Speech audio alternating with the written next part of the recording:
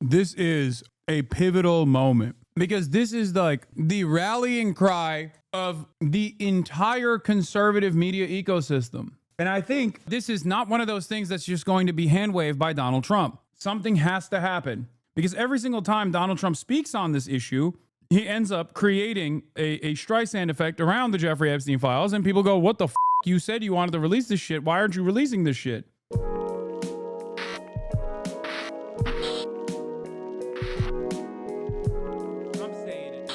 Anyway, let's get to Pam Bondi and Jeffrey Epstein.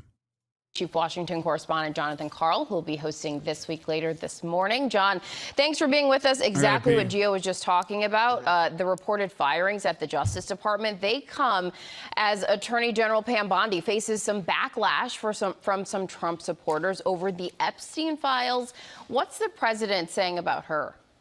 Yeah, we're going to take a deep dive into this rather murky story on This Week. It's a huge controversy that has pitted the MAGA movement, some of Trump's loudest and most prominent supporters, against Pam Bondi and others in the Trump administration over their promise to release the so-called Epstein files, the investigative records on the case of Jeffrey Epstein, of course, was the convicted sex trafficker, financier who was found dead in his jail cell back in 2019. Pam Bondi is, over the weekend, there was a big event in Tampa, a Turning Points USA event. This is the core of Trump's MAGA movement, and speaker after speaker was slamming her, blaming her for the fact that the material has not been released and apparently is not going to be released. But overnight, Donald Trump put out a lengthy Truth Social post, Janae. I mean, it's a long one. It goes on for a full page, saying that he effectively has complete confidence in Pam Bondi and saying, what is going on with my, quote, boys, and in some cases gals? They're all going after Attorney General Pam Bondi, who is doing a fantastic job. I mean, John, you described the story as murky. It just gets murkier. And thank you for showing us just how long that Truth Social post was. Also want to ask you about what you've heard about the timing for and the reasons behind the timing for the new round of Trump tariffs. This is some significant new tariffs against America's closest allies and biggest trading partners, Canada, Mexico, the European Union. They will go in effect on August 1st, significant tariffs that were coming just as these countries were negotiating with the United States to try to get, some kind of a trade agreement in place. But it's basically happening because the president's, a 90-day pause that he announced is coming to a close, and he's following through with his threat to. Dude, they fucking hit this line so much. They hit it so hard. And I'm gonna be honest with you, I don't think it's going away, dude. I think every time Trump talks about it, it makes things worse. Every time Trump talks about it, people get even more agitated where they're like, okay, dude, what the is happening?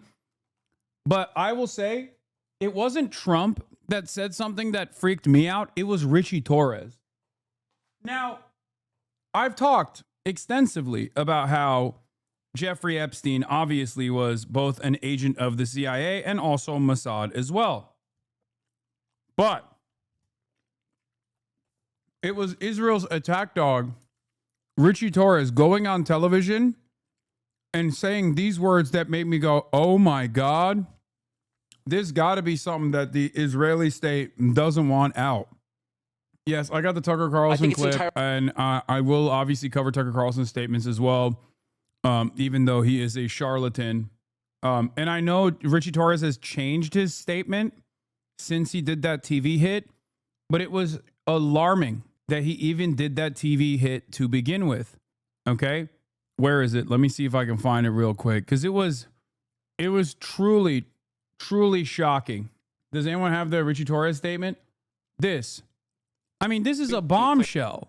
This is a gift given to the Democrats once again through Trump's pure incompetence And here is Apex attack dog Richie Torres coming out on CNN and saying this. Can we be clear that the Epstein controversy is a distraction of Donald Trump's own making? That he was fanning the flames of the Epstein conspiracy theory during the campaign, and so now he's essentially an arsonist pretending to be a firefighter. And there was no need for an investigation. The medical examiner had investigated the matter and found that Epstein died by suicide. The same conclusions were drawn by the Bureau of Federal Prisons. There was no need for a new investigation unless the purpose was to legitimize a conspiracy theory. Can we be clear that the Epstein controversy is a distraction? When I saw this, I was like, oh, okay. Okay. This got to be a boss call. This got to be a Israel boss call. Because it's like, why else? Do you think Torres is on the list? No, dude. Torres is not. Torres is a random nobody when Jeffrey Epstein was popping off. He has since walked it back. And now he's saying, dear Donald Trump and Pam Bondi, release the Epstein files. Whatever happened, the promises made, promises kept. But Richie Torres doesn't go on television and say anything unless it's something that Israel wants him to say. Okay? Just remember that. He doesn't go on TV to make statements unless it is directly a statement that Israel wants out there, even if he is a very shitty person to make that statement, as is the case here. He's just not a very good communicator. That's why he looks silly here. To impose very harsh tariffs on countries with whom we have not established a new trade agreement with. I mean, John, we always say it's a busy news morning. It certainly is for you. Thank you so much for being with us. And make sure to tune in to This Week later this morning with John. And this is the first topic that all of us as Americans, not as Democrats, not as liberals, not as Republicans, are actually lining together and saying we all want the Epstein files. And I said, come on, Donald, give us those files. We are here at the Turning Point USA Summit in Tampa, Florida. It is a big gathering of Trump supporters. And one thing everybody seems to be talking about here this weekend, Jeffrey Epstein. We need to get to the bottom of Epstein because Epstein is the key. Dude, this guy saying that is so crazy because no one in that room knows this, but Steve Bannon literally had direct communications with Jeffrey Epstein and actually filmed a fake deposition that he set up for Jeffrey Epstein and has 15 hours of footage, which he claims he did because he wanted to actually investigate Jeffrey Epstein. But if that's the case, why hasn't he released the footage? If it's not actually a real deposition and or if he's not actually coaching him and it's an investigation, why the hasn't he released the footage? That picks the lock. Let me just ask you, make some noise if you care about the Jeffrey Epstein scandal. This is Turning Point USA's Student Action Summit. It's an event aimed at mobilizing young conservatives. Ultimately, I mean, how bad do you think it would be for the MAGA movement, for young people's trust in Trump if by the end of his term they don't release everything they know about Epstein? Well, I think that if they don't release the Epstein files, whatever J.D. Vance says then is irrelevant because it's like everybody's going to take it as like a lie because of what Donald Trump did. But I think J.D. Vance wants these files released as well. And I think that Donald Trump, he promised them, so he needs to do it. No matter who's on them, we need to release the Epstein files. Because right now the whole debate's about Bongino versus Bondi, but ultimately it's Trump's decision, right? I mean, he has the power. It's Trump's decision. It's Trump's decision. I think, again, and I'm not going to make the decision for the president. It's not my job. It's not my place. But I do think the way that I'm seeing it played out is that Bongino will be here and Pam Bondi will be the fall guy. You think that's fair? I don't think anything's fair in politics. And now to another big story. The president is defending U.S. Attorney General Pam Bondi. Her and FBI Deputy Director Dan Bongino are reportedly at odds over the handling of the Jeffrey Epstein files. Shanley Painter. Brother, this is a pivotal moment because this has been the rallying cry of the entire conservative media ecosystem. Oni Spumoni says the Epstein story is so great because it is the base saying they want it for themselves. They're so completely primed to getting what they want, and they thought they'd get this too, that now that they're not, they're literally eating themselves. Yeah. I personally have said over and over again that there is no way that they would reveal the actual Jeffrey Epstein files because it is a blackmail operation conducted by both the CIA and Mossad. Why would they do that? Okay.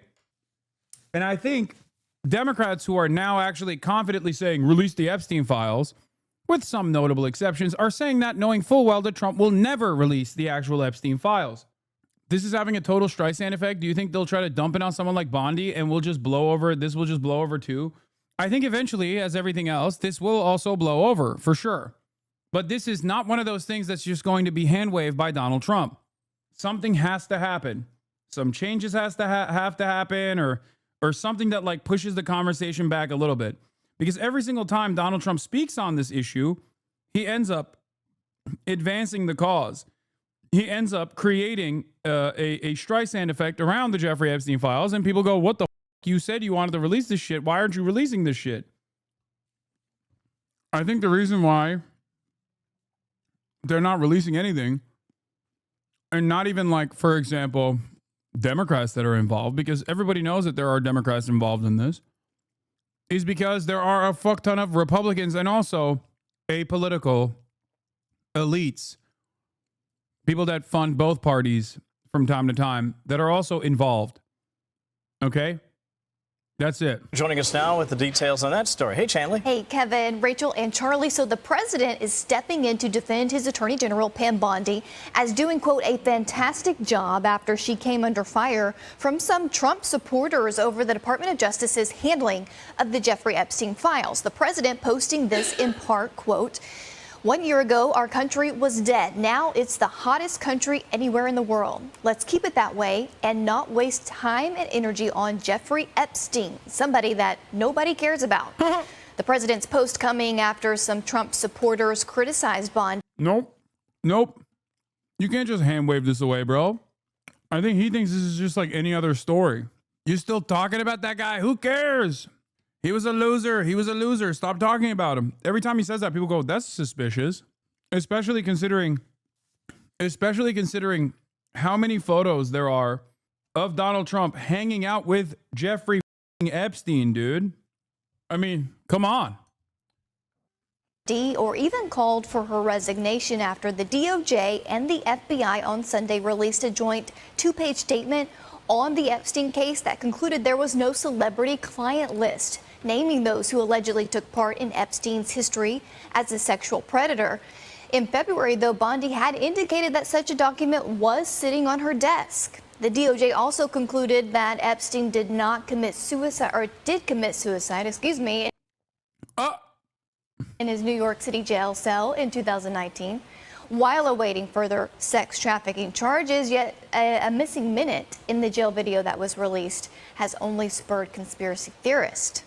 FBI Deputy Director Dan Bongino reportedly clashed with Bondi over her handling of the Epstein matter last week and has told confidants that he may actually resign if Bondi remains in her post. Guys, we shall see. Thank you, Chanley. Thanks, Chanley. You know, obviously there are lots and lots of questions that have been swirling about Jeffrey Epstein for a long time, for over 10 years, and the government's involvement in it. If there's anybody who could walk in and say, okay, we've resolved all of the questions and there is nothing here, it would be President Trump and his crew. The problem is you can't really do it without giving some explanation, and there has to be some explanation, and I think that's why you have a lot of people still pretty. This is Trump loyalists in mainstream media trying to give Trump talking points and trying to explain why Trump is failing to Trump. When they say, oh, like, if there's any man who could put this to rest, it's Donald Trump. But he really needs to do a better job of explaining why, after, running around and consistently claiming that Jeffrey Epstein situation was like weird. with a lot of very valid questions about it. You absolutely nailed it. You can defuse this ticking time bomb if you simply get out there, sit down, the AG, get the deputy director, and get the director himself. Put them in front of cameras, have them make a statement, and have them answer questions. We're only talking about 5 or 10 questions. But what this will do is, first of all, restores confidence. Number 2, it answers some of the basics, especially the simple things like. They didn't even throw the MAGA weirdos a bone and mention the Clintons because they can't. It's the same reason why Barack Obama did not prosecute war criminals of the previous administration. It's because it's like this. When you're above a certain level, when you are a part of the ruling class in the United States of America, that class interest transcends ideological boundaries. Okay? That's it. Trump going after the Clintons is basically like going after himself. Why do you think Donald Trump didn't jail Hillary Clinton? After saying, lock her up over and over and over again, the first time he ran. Why did he not lock her up? I wanted that to happen. It would have been awesome. That's it. You can't tell me that 1,000 people were hurt and that there are no people out there that we can arrest. You can't tell me that, oh, sorry, we don't have a list. Fine, don't have a list. Tell me who the perpetrators were. Let's depose every single person who might have had a chance to get on that list and might have been out there at that island, and let's talk to them. Let's find out what happened. You telling me other videos out there in New Mexico and at the island and in New York, and nobody saw anything? I don't buy it, and that's why they need to get out there and face the fire. Doesn't have to be long, but you have to answer questions to the American people, because absent that, the story won't die, and that's a distraction the president doesn't want. Of course, and in that True Social that he put out, he talked about all his accomplishments. Yeah. And he's saying, why let's not let this overcome. And I think he doesn't want that. I think his supporters don't want that. And I think that's why they want just some simple answers. Yeah. And of course, he's right about that. I mean, there's no question. None of this mars any of the extraordinary accomplishments, and we want to keep going. That's right. I'm Steve Doocy. I'm Brian Kilmeade. And I'm Ainsley Earhart. And click here to subscribe to the Fox News YouTube page. And I think the real of the United States is trying to cover the Epstein story. It's the double down right here on Truth Social. A big post saying that actually it's the Democrats who wrote the Epstein files. That was so good. Like, the idea that it's actually the Epstein client list is real, but the Democrats wrote it, which is an implication that, like, if they were to release anything, it's fake because the Democrats put a lot of like Republicans on the list. I mean, that's basically what this is, right? Oh, the client list is fake because like the Democrats put a bunch of Republicans on it. Meanwhile, that response was so stupid that even Fox News, as you noticed, didn't even run with it. Also, if the Democrats wrote the list, why didn't the Democrats release the list? If it was actually a totally fake list that they put together. Yeah. Even Benny Johnson is speaking out against it. And Benny Johnson is a lapdog of the admin. Felix says, I don't think they could have done a worse job on this if they released a video where it's obviously Trump on the Lolita Express and put a big label over him that says AOC and went, well, look at that. It would have gone over better. So President Trump has acknowledged that the Epstein files exist here. President Trump has acknowledged that the files were written and that there is something there. He says that they were written, however, by his enemies and therefore will not be released. Whoa, what? That's new in this entire zeitgeist. This was the absolute worst possible way to deflect away.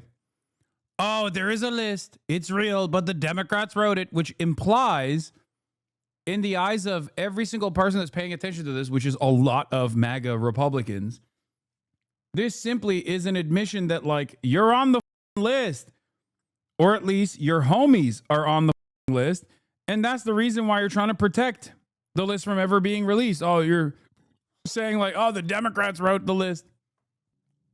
And it's funny because, look, we know who a lot of these people are. Like, it's not speculation that the Clintons were deeply involved with Jeffrey Epstein. It's not. We know for a fact that the Clintons were directly involved with Epstein. They would go to his New Mexico mansion, the ranch. Okay? We know that. We know Ehud Barak, former Israeli prime minister, Ehud Barak was deeply involved with Jeffrey Epstein. He would go to his New York mansion. Okay? We know Donald Trump used to be deeply involved with Jeffrey Epstein, was friends with him. Jeffrey Epstein would go to Mar-a-Lago. His initial mansion was in Palm Springs, right down the street from Mar-a-Lago. He used Mar-a-Lago as an environment for recruiting young girls, victims, into his sex trafficking schemes. Okay? Or not Palm Springs, sorry, Palm Beach. I apologize. We know, like, all of this stuff is out in the open. Like, none of this is, like, fake. The thing that you could at least point to with Trump, at least in the past, was, well, you know, he said a lot of positive things about Jeffrey Epstein, but he cut ties with him, as far as we know, after he was outed as a pedophile, as a pedophile sex trafficker, right? As opposed to the people that I just mentioned, Ehud Barak and the Clintons and whatnot, they were, long after this was out, they were still maintaining contact. I mean, Ghislaine Maxwell was front and center at Chelsea Clinton's wedding, guys. It's not hidden. This stuff is, like, well documented. It's photographed. It's out in the world. It's out in the real world. Like, you don't get, here, there she is, and the mouse cursor you can see here is Bill Clinton. Here's Chelsea Clinton. Bill is walking his daughter down the aisle, and there is Ghislaine Maxwell. Like, and if you've ever been to a wedding, especially a wedding of the ruling class like this, that placement is deliberate. Okay, that shows her closeness to the family. Like, she got a aisle seat as a honorary guest at Chelsea Clinton's wedding. That is on purpose. That is how close she is to the family. And this is far after Jeffrey Epstein was already outed. I need you to understand, it's not like this stuff is hidden. Alan Dershowitz is a Jeffrey Epstein affiliate. Alan Dershowitz goes on Fox News still to this day with regular frequency. Part of what Alan Dershowitz used to do was disparage Virginia Giuffre every opportunity he had on Fox News. He was Jeffrey Epstein's lawyer. So we already know there are plenty of powerful people out and about that have been called out. There are plenty of people who are out and about that have been called into question. Yeah, 1 year ago, we witnessed a miracle. There truly was a guardian angel looking out for him that day. So this is just the client list, which, you know, people say is not a real client list or whatever. Okay, whatever you want to call it, is just people wanting confirmation about what we already know. How much were Jeffrey Epstein's high-profile clients, how much were they involved with the actions of Jeffrey Epstein? Okay? That's it. Who's in the videos that Jeffrey Epstein shot in all of his different properties that were all in his terabyte of video footage that he had carefully crafted and put aside? So that's it.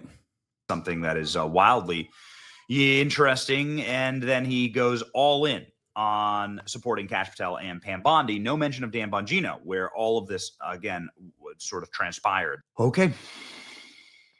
So President Trump has acknowledged that the Epstein files exist here. President Trump has acknowledged that the files were written. It's crazy. This is just after Elon Musk, who worked with Trump for many months, said that Donald Trump is in the Epstein files. That's the real reason they have not been made public. Obviously, we've already seen deflections from the president about Epstein, saying that it's a disgrace to talk about it. Are you still talking about Jeffrey Epstein? It just seems like a desecration. But today it goes a step further.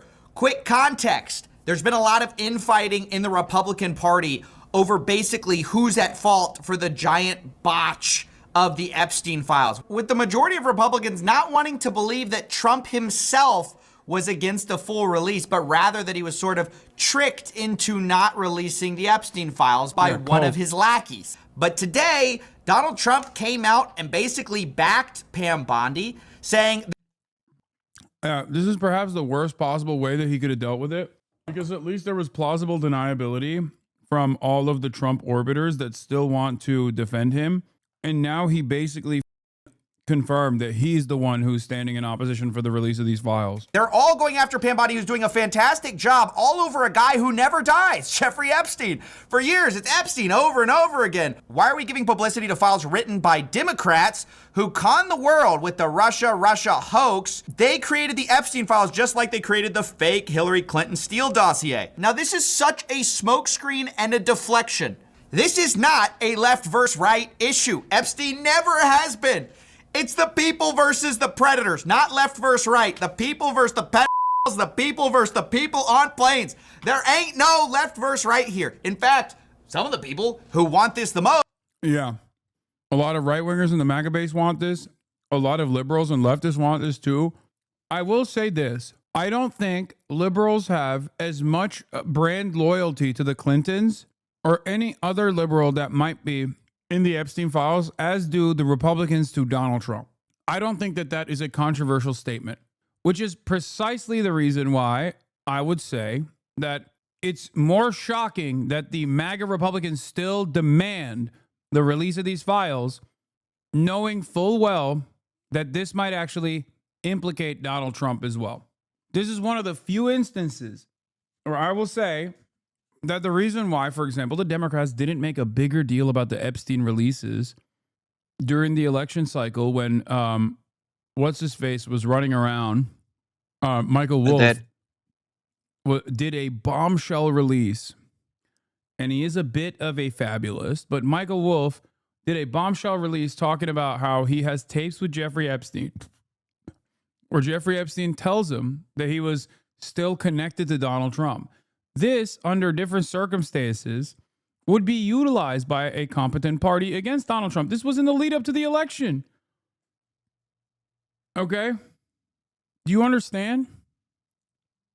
Like this is a huge, this was a bombshell piece of information leading up to the election cycle. Why did the Democrats not talk about it? Because the Democrats know for a fact that Jeffrey Epstein is connected to some elite pedophile Democrats as well.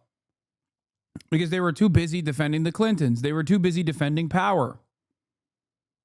Trump and the right-wing movement doesn't play by those rules and would rather burn everything to the ground in an effort to win leverage over a conspiracy-backed audience, a conspiracy-minded audience, even if they have no intention of ever releasing these documents. And that is where we are now.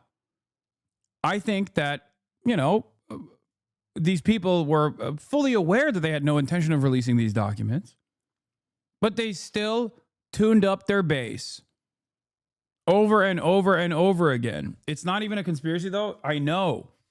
Well, this is a conspiracy in the actual original term conspiracy. It's not a conspiracy theory. The Jeffrey Epstein stuff isn't.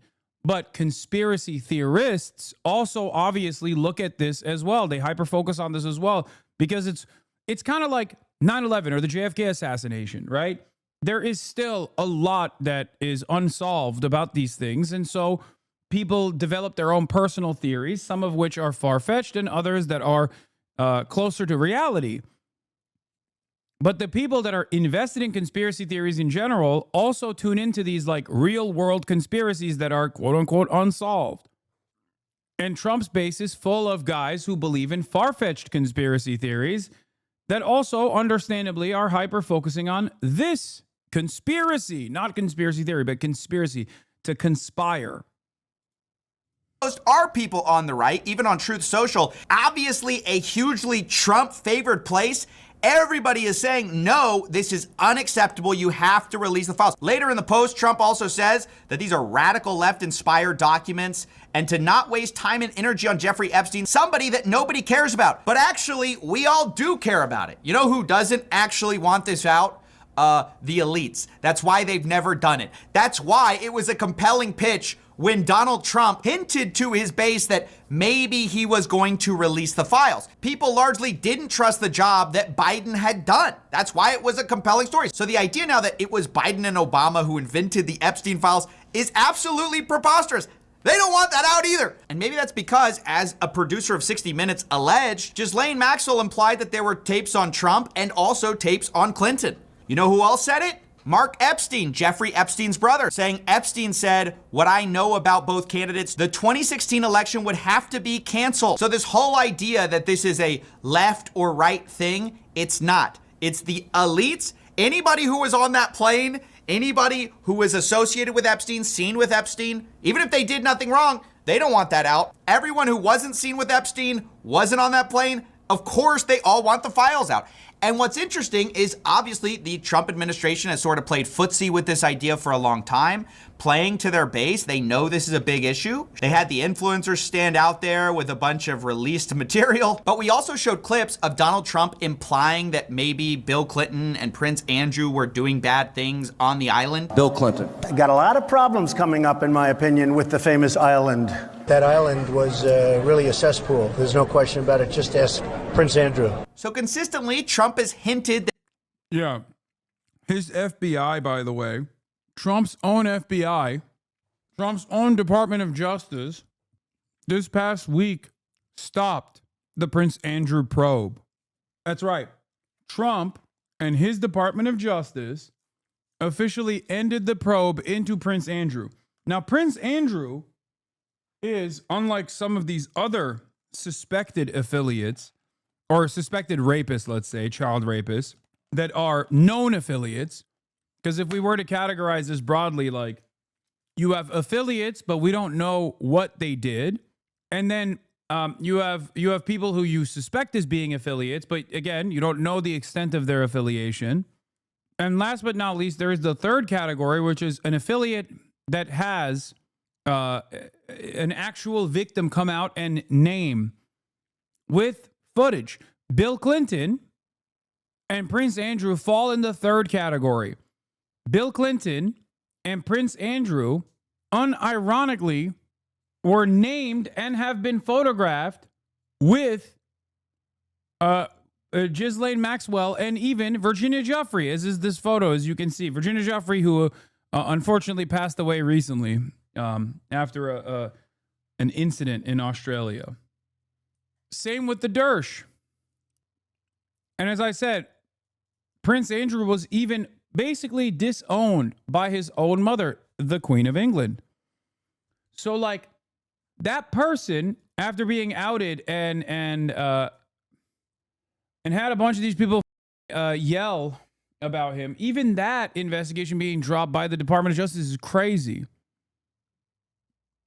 Here's another version of this as well. This is a confirmed Epstein victim, Sarah Ransom, former prisoner of his island, in contact with the FBI deputy director as recently as last week, accusing Peter Mendelsohn of sex trafficking children.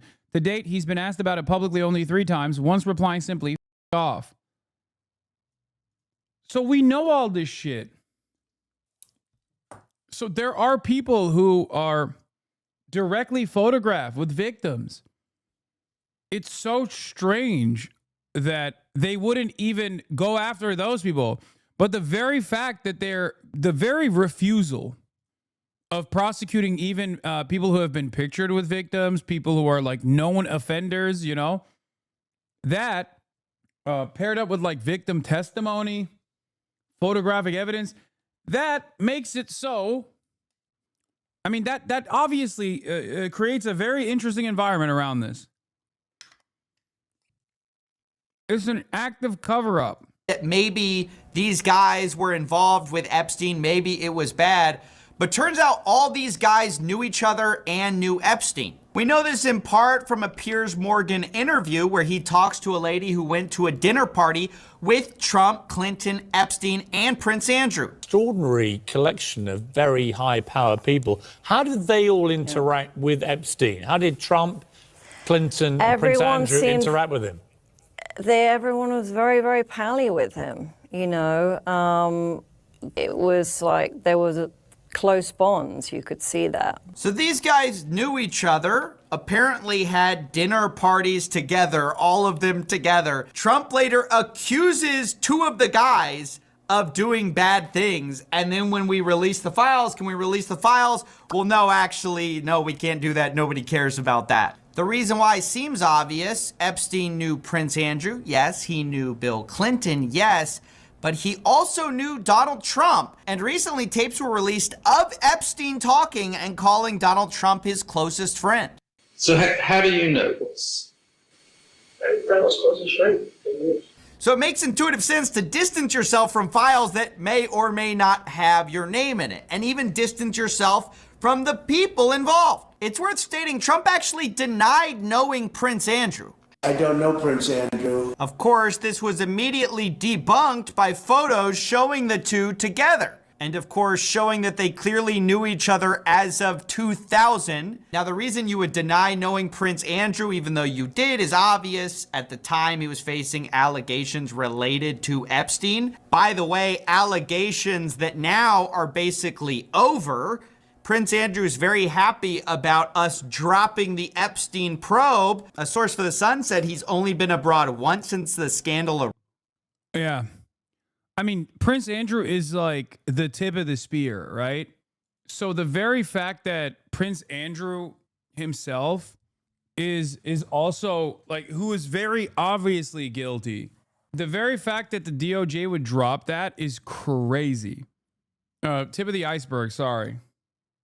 Erupted. Prince Andrew has always been very nervous about going abroad and always looking over his shoulder, as he should be, in my opinion. But now he's very happy because the guy who never met him but was photographed with him in 2000 just ended the investigation. Now, I have to say, Trump's been pretty consistent on the fact he has no interest in releasing the Epstein files in full. He said this multiple times. The reason most people have sort of a false memory of this, the reason it's sort of a Mandela effect that he campaigned on the idea of releasing the Epstein files, is because Fox News released a deceptively edited clip where they cut out the part where he said, yeah, I'll probably release the Epstein files.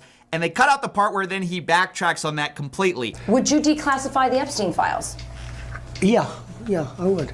And that's the part most of us saw. Of course, later, people found out that the full clip showed him. Who's that right there interviewing Donald Trump? Oh, yeah, that's right. That's only the Secretary of Defense. At the time, he was just a simple Fox News commentary person. But now, of course, he has a different career. DUI hire. Classic. And that's the part most of us saw. Of course, later, people found out that the full clip showed him saying basically the opposite. I guess I would. I think that less so because, you don't know. You don't want to affect people's lives if it's phony stuff in there because there's a lot of phony stuff with that whole world.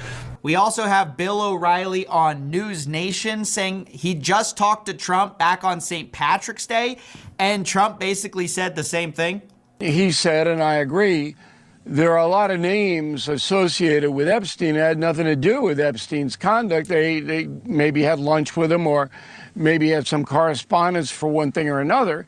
If that name gets out, those people are destroyed because there's not going to be any context. Media doesn't care about context.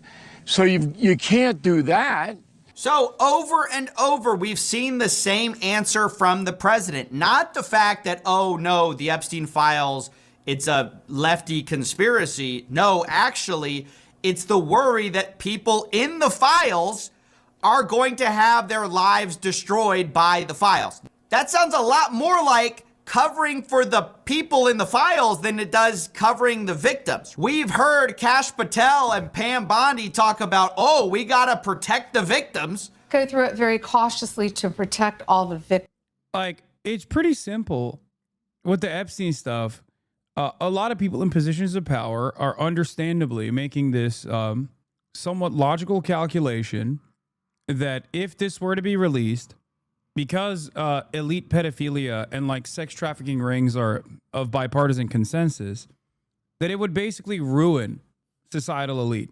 It's not enough that they basically have designed a system where they extract all of your surplus labor value and become immensely powerful and control all facets of media, all facets of information by social media, also simultaneously making you work day in, day out, and see nothing in return for that.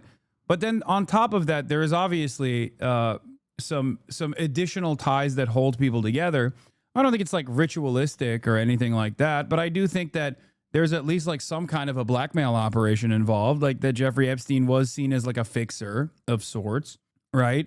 And therefore, this would implicate a lot of societal elite, whether liberal or Republican. Okay, it's a mutual. It's the MAD. It's the pedophilia. Exactly. It's the pedophile MAD, mutual assured destruction. You know, so these guys they're not invested in undermining the system that they are now in charge of, understandably so. But for us on the outside, this goes beyond the normalized attitude that we have, where we do not recognize our class position and we do not recognize our class interests. But this is one thing that we all recognize as like morally repugnant behavior, which is pedophile sex trafficking. It is morally repugnant. It's completely unacceptable. It's the most evil thing you can do. And therefore, many people don't give a shit about society falling apart if that's the case.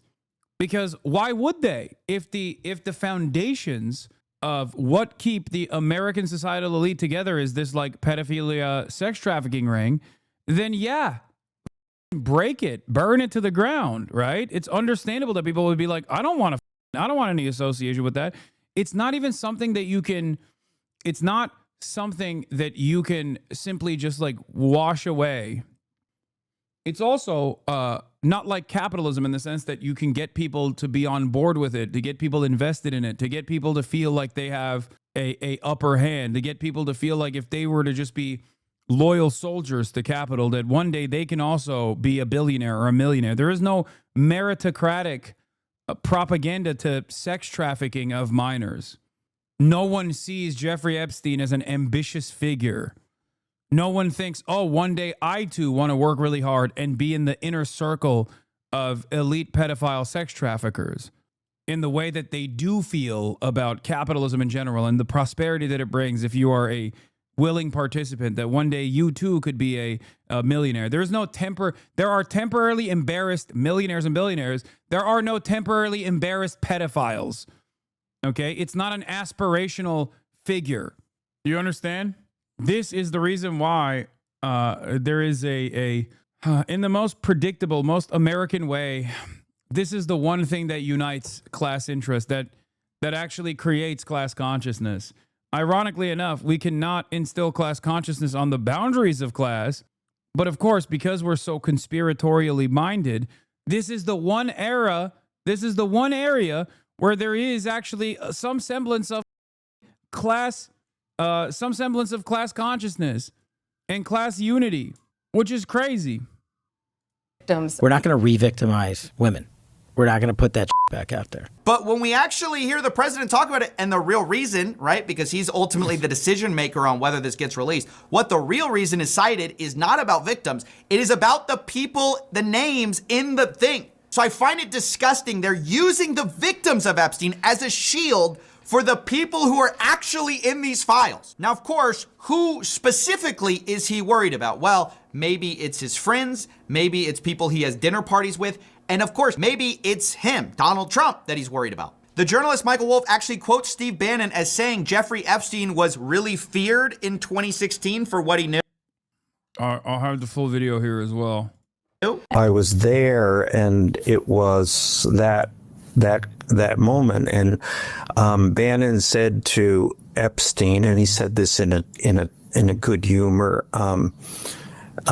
He said, during the campaign, it would be the 2016 campaign, you, meaning Jeffrey Epstein, were the only person I was afraid of. So that is 3 independent sources. You've got the Ira Rosen quote, the Michael Wolff quote, and that Mark Epstein quote, all saying that there is some type of damaging information on Trump. 2 of those people specifically implying that it's also on Clinton as well. You also have the Elon Musk allegation from left field, but he doesn't source anybody, so we won't count that.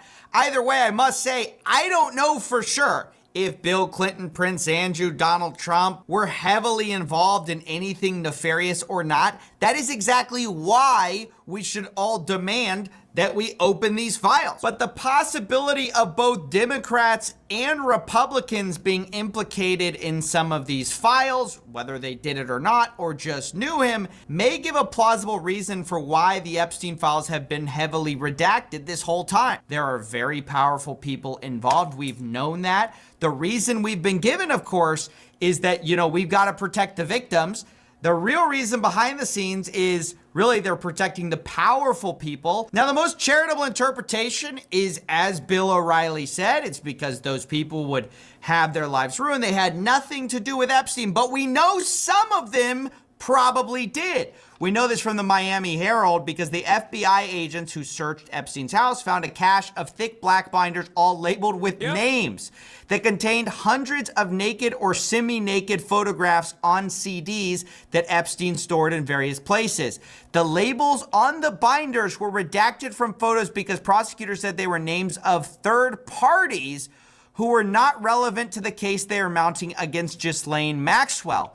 So my question is, are those some of the third parties? Their names are on binders with a bunch of explicit photographs that Epstein was storing? That seems like something we should be investigating. Or what about the fact that since the FBI is saying there's no blackmail involved with Jeffrey Epstein, we investigate the Wall Street Journal report that Jeffrey Epstein allegedly tried to extort Bill Gates over an extramarital affair, because I thought there was no blackmail involved. And my real plea to people is to not allow comments like this, these statements about partisan politics, to trick you into thinking this is some type of left versus right issue. No, it's elites versus regular people that want to know the truth. Here it is. Lee Fong does the classic pedantic take. The Epstein list is a bit of a misnomer. There are hundreds of docs, pictures, and videos taken from Epstein's homes featuring his high-profile Rolodex, politicians, CEOs, etc., engaging with the underage women he victimized. That's what Trump is suppressing and lying about. The Epstein files is a grading discourse object because, yeah, there were surely incriminating things in his possession, as Lee points out, that have disappeared since the arrest. But the moron MAGA crowd hyped up the files as a vague burn book, making QAnon prophecy come true. I'm just grateful that the intelligent inquiry into the conspiracy is pendulum swinging back to left-coded, just in time for the reportedly huge Washington Post story coming out tomorrow about George Joanides, the CIA, and the assassination of JFK. Yeah, underage women, aka children. Robert Skvarla says, I keep returning to the data broker with intelligence ties that was tracking the devices of people traveling to and from Epstein's properties. Now, however, 11,279 coordinates obtained by Wired show not only a flood of traffic to Epstein's island property nearly a decade after his conviction as a sex offender, but also points to as many as 166 locations throughout the U.S. where near intelligence infers that visitors to Little St. James likely lived and worked. The cache also points to cities in Ukraine, the Cayman Islands, and Australia, among others. Near intelligence, for example, tracked devices visiting Little St. James from locations in 80 cities, crisscrossing 26 U.S. states and territories, with Florida, Massachusetts, Texas, Michigan, and New York topping the list. The coordinates points to mansions and gated communities in Michigan and Florida, homes in Martha's Vineyard and Nantucket in Massachusetts, a nightclub in Miami, and the sidewalk across the street from Trump Tower on Fifth Avenue in New York City. The coordinates also point to various Epstein properties beyond Little St. James, including his 8,000-acre New Mexico ranch and a waterfront mansion on El Brillo Way in Palm Beach, where prosecutors said in an indictment that Epstein trafficked numerous minor girls for the purposes of molesting and abusing them. Near data is notably missing any locations from Europe where citizens are safeguarded by comprehensive privacy laws. Yeah, we tracked every. This is the Wired article associated with this, or the Wired video associated with this article. Several ad exchanges, according to Wall Street Journal, have reportedly terminated arrangements with Near, claiming that its use of their data violated the exchange's terms of service. Officially, this data is intended to be used by companies hoping to determine where potential customers work and reside. But in October 2023, the Journal revealed that Near had once provided data to the U.S. military via a maze of obscure marketing companies, cutouts, and conduits to defense contractors. Bankruptcy records reviewed by Wired showed that in April 2023, Near Intelligence signed a year-long contract with another firm called In Context, a subsidiary of defense contractor Sierra Nevada. Remember when I told you that China does not actually need to spy on American citizens because they can use data brokers to do whatever kind of surveillance that they want to that their spy satellites would not cover. This is precisely what I was talking about. Okay? What is this? Sarah Ransom tweeted this earlier, but deleted all of her posts, and she was a victim of Epstein. Oh, with Dan Bongino? What the? Anyway, as I was saying, data brokers can allow comprehensive pinpoint accuracy on people that you want to surveil in the United States of America, where we don't have, where we very clearly don't have any privacy laws whatsoever. This is one of the only instances where you can at least like take advantage of that to conduct some sort of comprehensive investigation. Elmo got hacked and is talking about Epstein. Okay, I don't care about that. Yeah, he says release the files and he adds Donald Trump and he calls him a child. And Context secured 6 federal contracts to provide data in support of the National Security Agency and Defense Counterintelligence Security Agency, according to reporting by Byron Tao, author of Means of Control, an expose of data broker industry and its ties to the U.S. surveillance state. According to information released during a $100 million funding round in 2019, NEAR claims to have information on roughly 1.6 billion people in 44 countries. I'm gonna Brian kill me if one more person says the annoying orange says release the files on IG, but it's legit orange is actually based. What are you saying, dude? I don't care about what the annoying orange is saying. Who gives a you goddamn faillennial? I had a real eye for real estate, man. Just like he was brilliant. He was a brilliant quant. That's why he had billions of dollars that some of the wealthiest individuals in society gave him. Like literally just gave him. For example, Les Wexner, who famously gave him power of attorney over his entire fortune, for example. You know? Nothing weird here. Please do not ask any silly questions.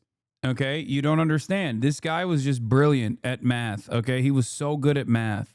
Yeah, everyone went to him for tax advice. And also just advice in general. I don't care that the Elmo account tweeted about the Epstein files. What is wrong with people?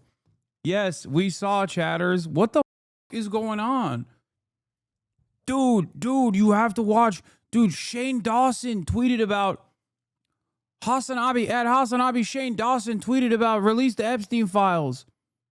Hasanabi, you have to cover this. Onision tweeted about the Epstein files. PewDiePie tweeted about the Epstein files. You have to cover it. Yeah, the Elmo account is obviously hacked. Elmo says all Jews should die. Jews. That's what the Elmo account is saying now. Donald Trump is Netanyahu's puppet because he's in the Epstein files. Jews control the world and need to be exterminated. Are you guys happy? The Elmo account is not based, it turns out. I don't care about random Twitter accounts, man. Zero Ohio, W Ohio. What do you mean? Les Wexner is like the #1 Ohioan. What are you talking about? If anything, Ohio is deeply compromised and directly connected to Jeffrey Epstein, given Les Wexner is like one of the top affiliates. Ohio is big time compromise here. How do you remember he's from Ohio? Your brain is fascinating. Les Wexner, he owns Ohio. He's like outside of a deity-like figure like LeBron James, he's Ohio's biggest export, which I shouldn't even be mentioning in the same breath as Jeffrey Epstein, to be fair. In a relationship with a convicted, a secluded 8,000 acres. Yeah, this is the Zorro Ranch. This is the Zorro Ranch in New Mexico that I talked about. The Clintons would famously go to the Zorro Ranch quite frequently. The Clintons would go here all the time. Okay, they would use this ranch in New Mexico, Zorro Ranch in New Mexico, with regular frequency. Yeah, it's because the European Union actually offers tremendous data privacy to everyone, which is, you know, in this case, I guess technically a bad thing, but it is actually ultimately a very good thing. You guys are so primed to see a hashtag ad. that you literally think a Wired.com, Wired magazine news report about data brokers is a ad? You guys are literally Pavlovian, dude. It is straight up like a Pavlovian response to hearing about private data brokers stealing your information. You're so mad that I was wrong? I don't know. I don't know why I have such a short fuse. Back in the day, I used to take a day off and then I would come back refreshed. Nowadays, when I take a day off, I come back pissed off because I'm like, man, that when I took a day off, shit felt awful. Jean-Luc Brunel, major Jeffrey Epstein affiliate, also died under mysterious circumstances as well. Oh, a lot of these guys, man. It's just like, February 19th, 2022, at age 76, Jean-Luc Brunel, Epstein associate, was found dead in a Paris prison cell. But once again, must be a coincidence. Must be a coincidence. Yeah, and then this guy right on the money goes, why won't the whistleblowers come forward? I wonder why. I wonder why. There's just a major coincidence of a lot of these, a lot of the direct affiliates just kind of mysteriously getting sad in prison. Brunel, co-founder of the French modeling agency Corinne Models and MC2 Model Management in the U.S. with funding from Epstein. He was detained at Paris' Charles de Gaulle airport in December 2020 as he was trying to board a flight to Senegal. His arrest was part of a French inquiry into sex trafficking and sexual assault allegations against Epstein, focusing on potential crimes committed against French victims and suspects who were French citizens. Prosecutors suspected Brunel of raping, sexually assaulting, and sexually harassing multiple minors and adults. They also suspected him of transporting and housing young girls or women for Jeffrey Epstein. Also, victims have come forward, yes. Using location data pulled from her cell phone. I'm Dhruv Mehrotra. The Wired investigation into the secret data. Anyway, let's see what Alex Jones's new copium session looks like, because as you guys know, he's been actively trying to sweep for the Trump administration here. As you know, I just call balls and strikes. Yeah, no, totally. Good start. Let's see. And after years of saying they will release the Epstein file or list, suddenly they're not going to, and we're told it doesn't exist. But then Trump comes out last night and says, well, it does exist, but the Democrats had control of it, manipulated it, which is actually true. They've had control, but they would destroy anything they didn't want in there and leave what they wanted in there that their investigators could plant. So people say, well, then whose side are you on? This is a giant fiasco. I'm trying to call balls and strikes. I'm trying to look at every angle of this and understand what's happening, understand why the Trump administration did a 180 the last few months, and particularly the last week, and did this, and then blames loyal supporters who support the overall agenda as being traitorous for doing this. Now, we all know what triggered this. It was Elon 2 months ago saying, look, Trump's in the list, and that big break up there, and then Trump wants it closed. He wants it shut down, which looks extremely incriminating. But from all of my deep research, never saw Trump involved in any illegal activity with Jeffrey Epstein. So we are simply here tracking this case, not choosing a side, not wanting to make things be what we want them to be, but simply looking at the. I like that he starts off this by being like, well, all my research shows Trump is innocent 100%. So we're not here to pick a side. I'm here to call balls and strikes, which of course show me, and my deep research shows me that Trump is actually a white hat pedophile. That's right. Any kind of sex trafficking pedophilia that Donald Trump might have engaged in, he actually did to unearth Jeffrey Epstein's horrific crimes that mostly liberal Democrats were doing. Facts, but I dropped the ball. I didn't even think about the fact. I'm like, oh yeah, if they've had the list and they've had the files for years, the Democrats would take. Yeah, with all of his endless research, he didn't even think that he couldn't come up with as stupid of an answer as Donald Trump just did. No one even believes this, by the way. Like, not even the Alex Jones fans believe this. He is literally just doing propaganda in the same way that Dan Bongino was, and in the same way that what's his face, Kash Patel was doing. He's like, big beautiful President Donald Trump. He would not be involved in this. I promise. just all the people around him that are, they're involved in it. But also, big, beautiful President Donald Trump's statements about the list is actually correct. I didn't even think about that. For years and years, he understandably railed against the Clintons and loved talking about the Epstein connection with the Clintons. And there's plenty of connection with the Clintons and Jeffrey Epstein.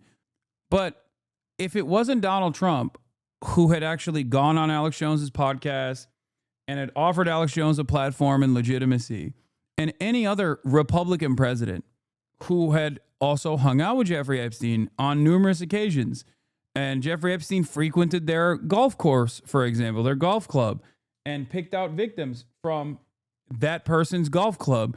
If it wasn't Donald Trump and anybody else, do you think Alex Jones would not actually put the puzzle pieces together? I mean, the puzzle pieces are there. It's literally there. And he just actively avoids talking about those puzzle pieces. And instead will be like, no, that's right. That's right. Jeffrey Epstein was not involved at all with Donald Trump. He hated Donald Trump. All my research shows that Donald Trump is innocent. Stuff out, destroy it. Well, that's obvious. They would leave it.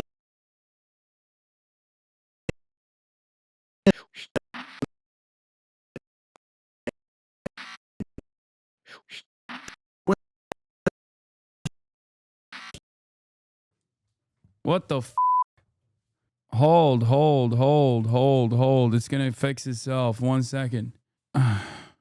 It's the big one, but it's fixed. It's fixed. It's good now. We're back. But it's mega delayed, I assume, right? Let's do a delay test. Hit 4. Okay, that was I had to do that.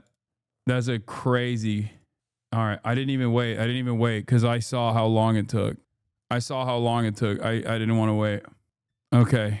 Wait, let's run the delay again.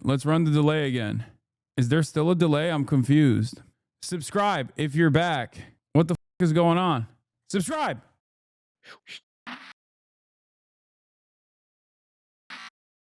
Okay. Yeah, there's some weird happening with my it's not even like a site-wide outage or anything. It's my IRL toolkit. It's an IRL toolkit related problem. I feel like I don't know what it is, but it just keeps happening. And I got to talk to my IRL guys and try to figure it out because clearly randomly in the morning. Hold on. I don't know what it is. It's just this strange ass thing. It was site-wide. I don't think it was. Why is it so upsetting when Hasanabi disappears? I may be too invested in a person I've never met. No, it's just like a weird thing that happens. I don't know what it is. It was an IRL toolkit crash site-wide. Maybe. But I don't think it was a data throttling or anything like that this time. It did read as a data throttle, kind of, from my end, but quite a few LA streamers said their internet has been going down on an almost daily basis. What's wrong with y'all's ISPs? I don't know. It wasn't happening in New York, I'll tell you that much. Administration into a mega massive crisis, and Trump at press conferences and the rest of it saying don't ask questions triggers the ultimate Streisand effect and is insane. So I don't know where in the world they're coming up with that plan. We'll continue to track this in live time. We'll cover the good Trump's doing. We'll cover the bad he's doing. To give Trump our ongoing advice, and I'm going to post a video later, do a live show today at 4 p.m. Central, breaking down what I think Trump needs to do to get things back on track. And that's release everything. That's why Steve Bannon wants it released. He went and interviewed Epstein. He knew him. Nothing to hide. You got Alan Dershowitz saying, release it all. Doesn't incriminate me.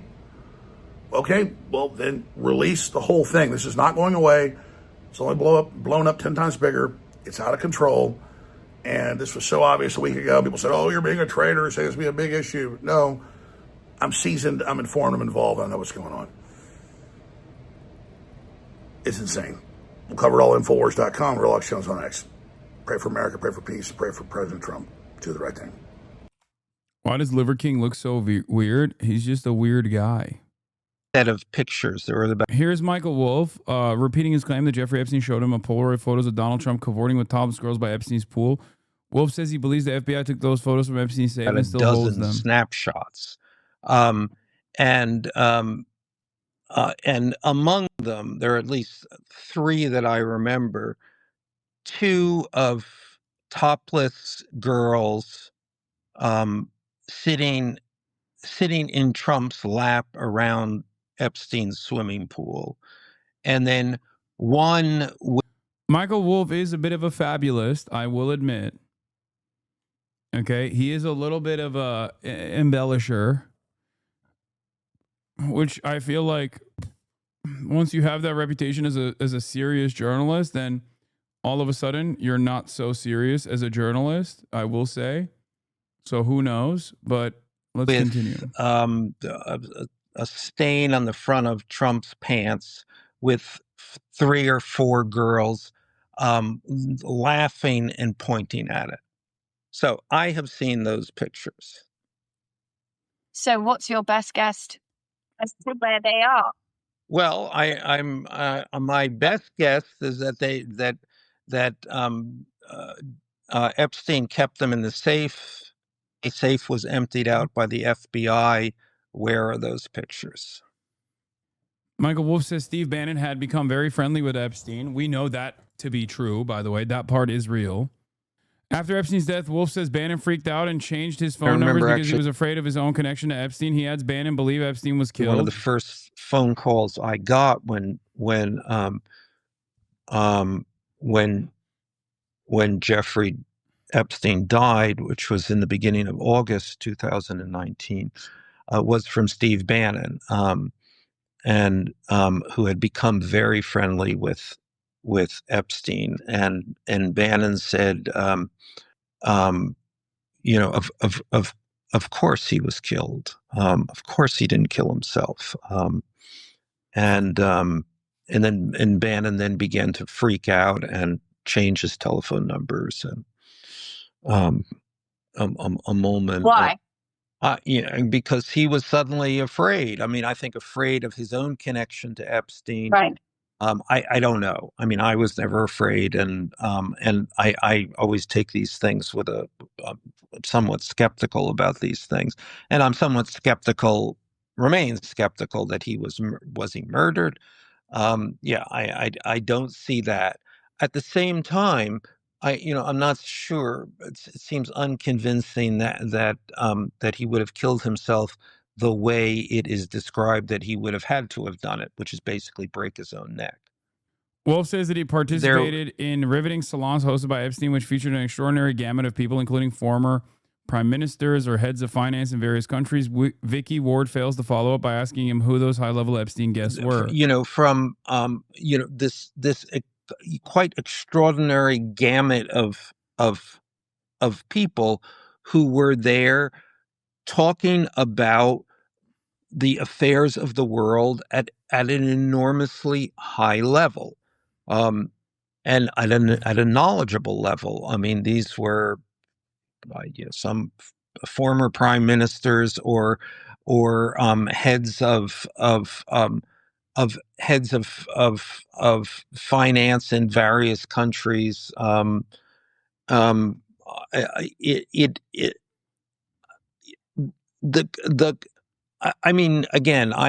was there many times, and it was a kind of a riveting experience. That's crazy. Right. And of course, the mystery is, how did a guy who didn't have a college degree and had no real, formal training in anything, wasn't in the markets himself, Who are the people? No questions on who the heads of state were? Why and how was he able to command such respect? All of this. I mean, it's a good question, to be fair. I mean, it's a question that we know the answer to because it was because of his connections. Clearly, it wasn't about anything other than that. Nobody was there because he was just a incredible conversationalist, okay? That's psychotic.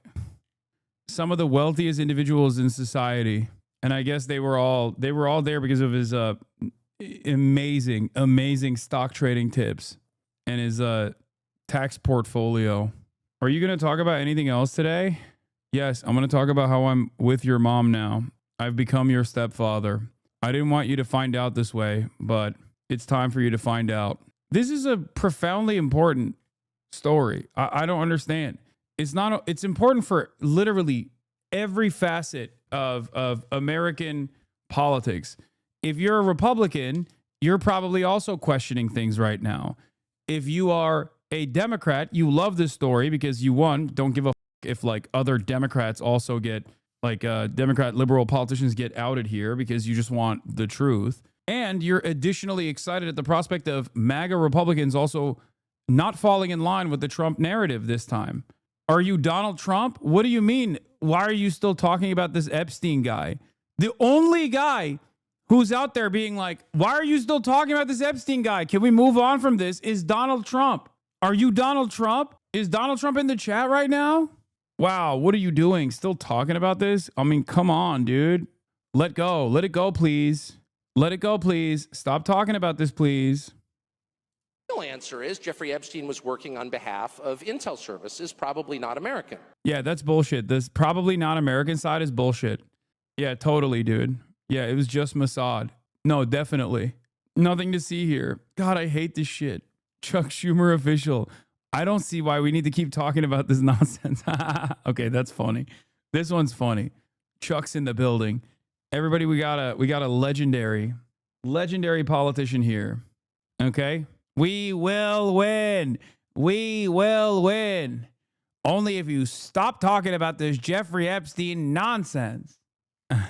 Taco Trump.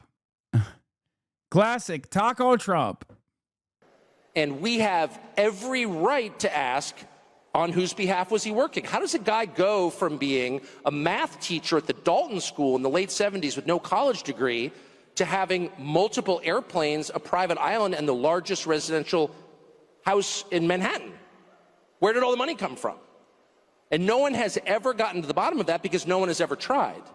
And moreover, it's extremely obvious to anyone who watches that this guy had direct connections to a foreign government.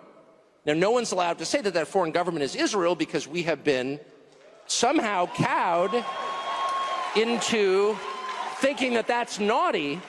There is nothing wrong with saying that. There is nothing hateful about saying that.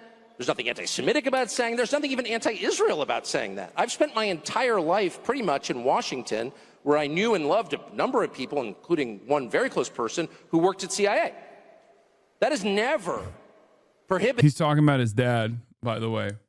He's literally talking about his father, which is also part of the reason why Tucker Carlson is saying, well, it's pretty obvious that Jeffrey Epstein worked for a foreign government, and certainly not the CIA, just Mossad. And he just was allowed to work on U.S. soil over and over again, despite the fact that the CIA obviously allowed him to do so. Please, it must be just Israel that he was working at the behest of, and no one else. What's going on? Definitely no one else. Me from saying, I think the CIA has done some horrible things, murdered a bunch of people, participated in the murder of a sitting U.S. president. It's got a whole trail of crimes. That doesn't make me a disloyal American. It doesn't make me anti-American in any sense. I was born here. My family's been here for hundreds of years. I love this country. That's why I live here. So criticizing the behavior of a government agency does not make you a hater. It makes you a free person. It makes you a citizen. You're allowed to do that because you're not a slave. You're a citizen. And you have a right to expect that your government will not act against your interests, and you have a right to demand that. I'm so mad conservatives get to say shit like this. Nah, not a lot of conservatives, just Tucker Carlson. I think he's the most dangerous prospect for the...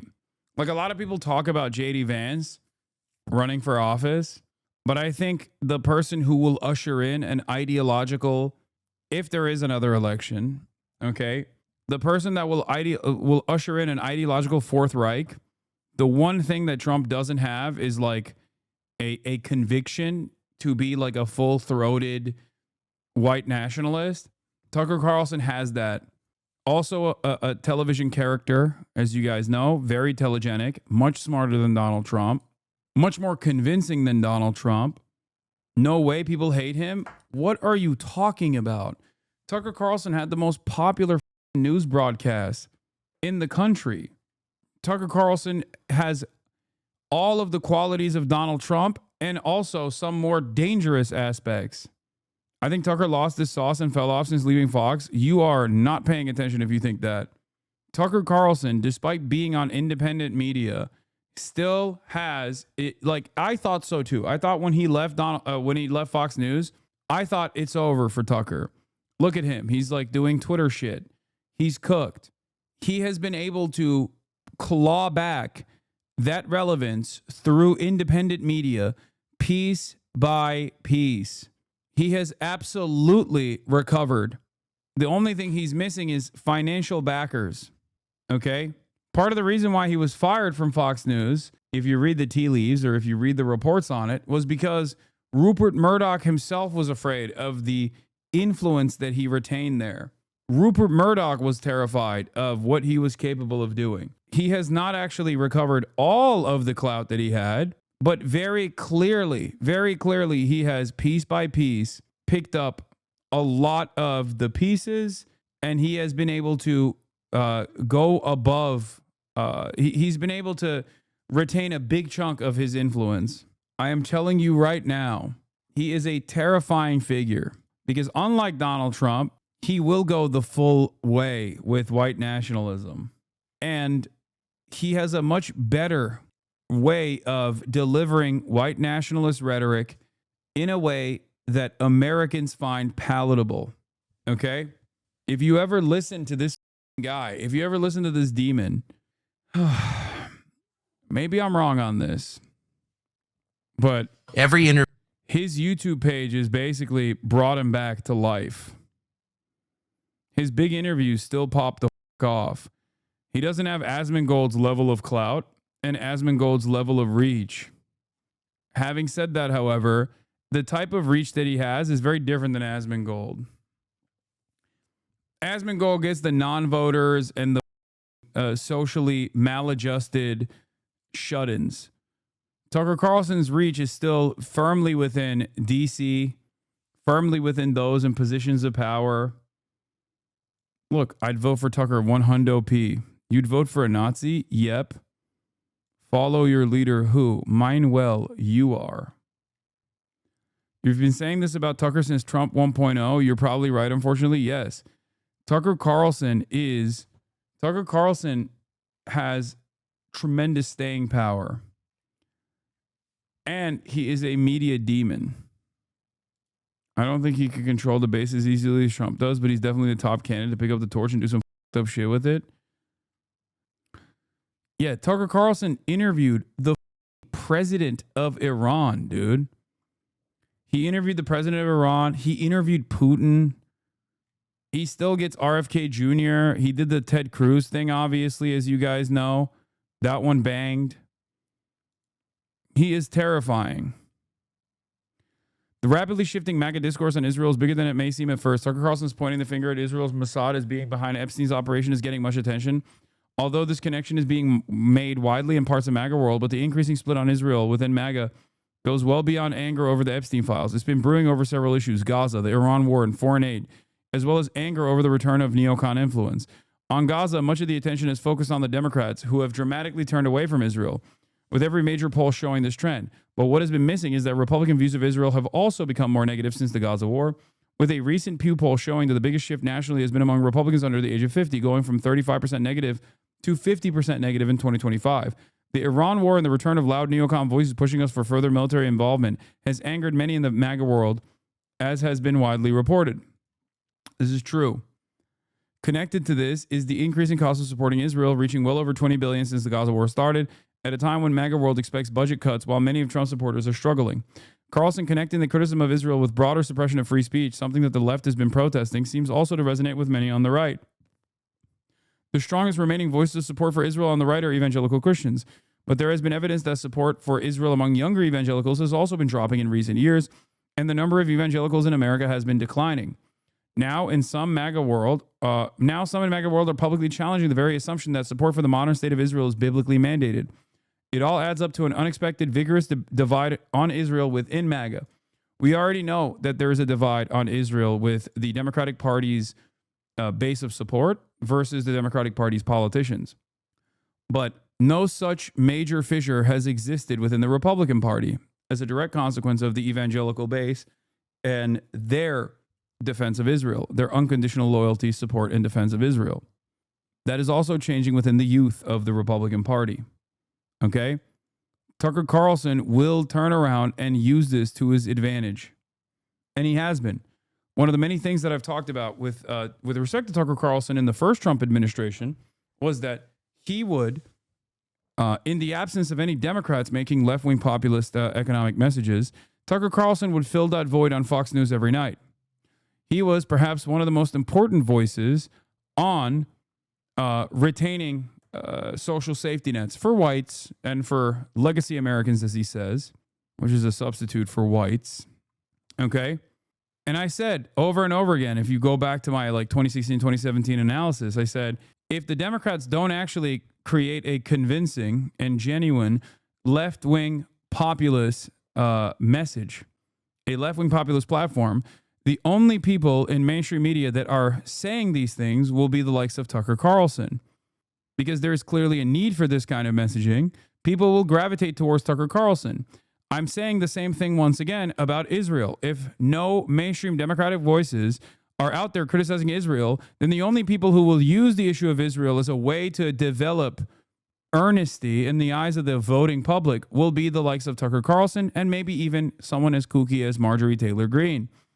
Israel now, anti-Israel sentiment is now seen as a way to show how real you are. A lot of Democrats don't understand this reality. I am urging people to recognize, okay, saying that you hate Israel, even cynically, even as a mechanism to win support, is a viable outcome now. It shows you as a real anti-establishment figure.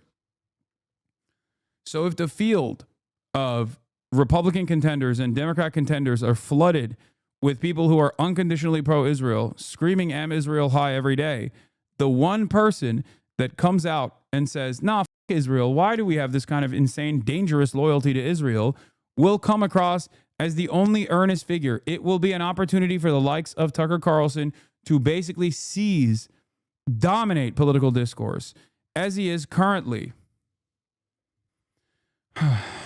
This is terrifying.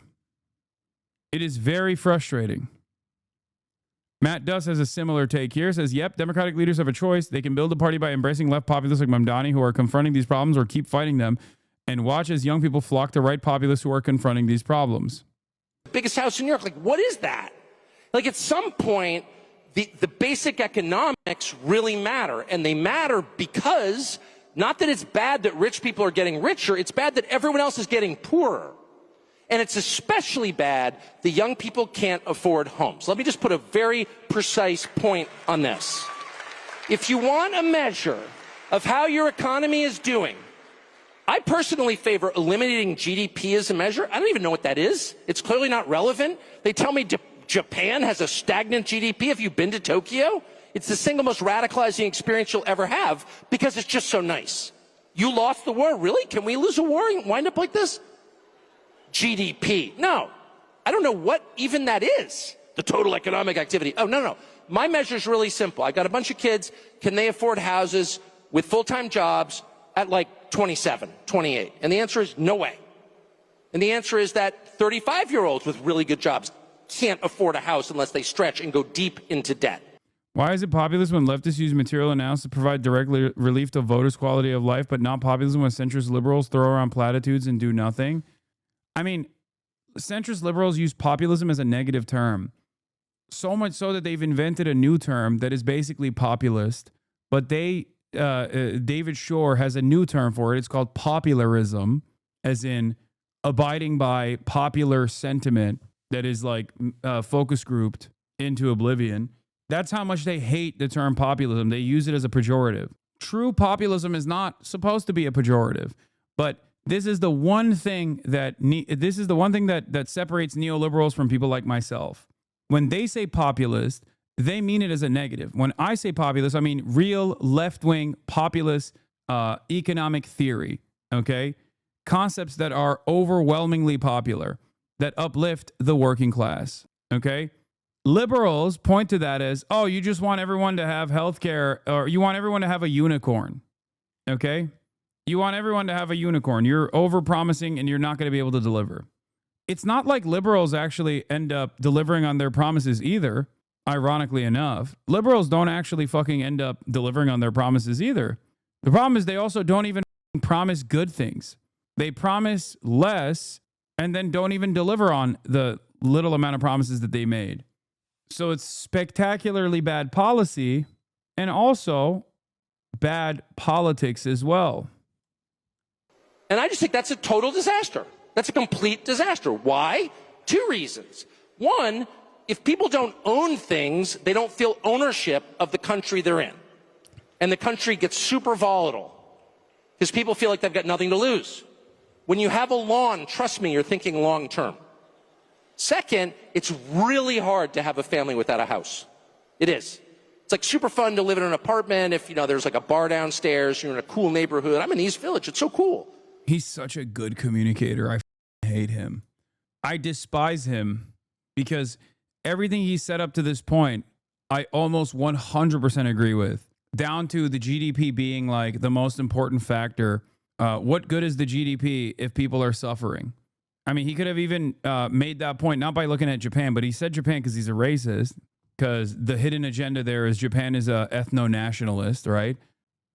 Japan is like an incredibly not diverse country. He could have said Europe as well. Europe is a even closer analog to use here. Look at European capitals. Am I to believe the notion that Paris is literally poorer than Missouri? Have you seen Paris? Look at Paris and the average middle-class Parisian and their lifestyles, and then look at the average middle-class Missourian.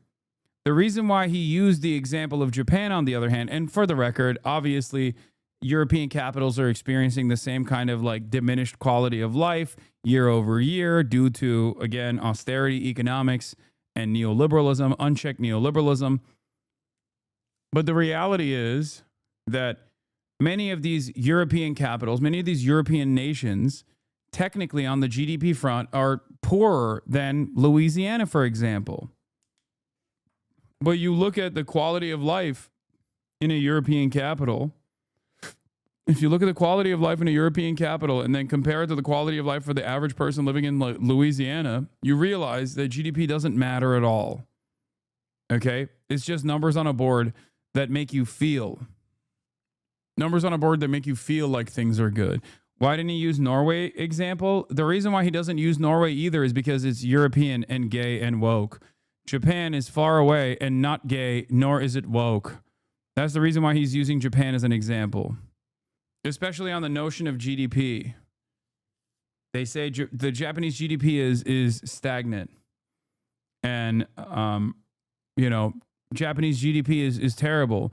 But you look at the living standards and the living conditions of Japan, when you have all of these social safety nets, amenities, severe degrees of regulation, and the cost of living overall, in comparison to the United States of America, it looks fantastic.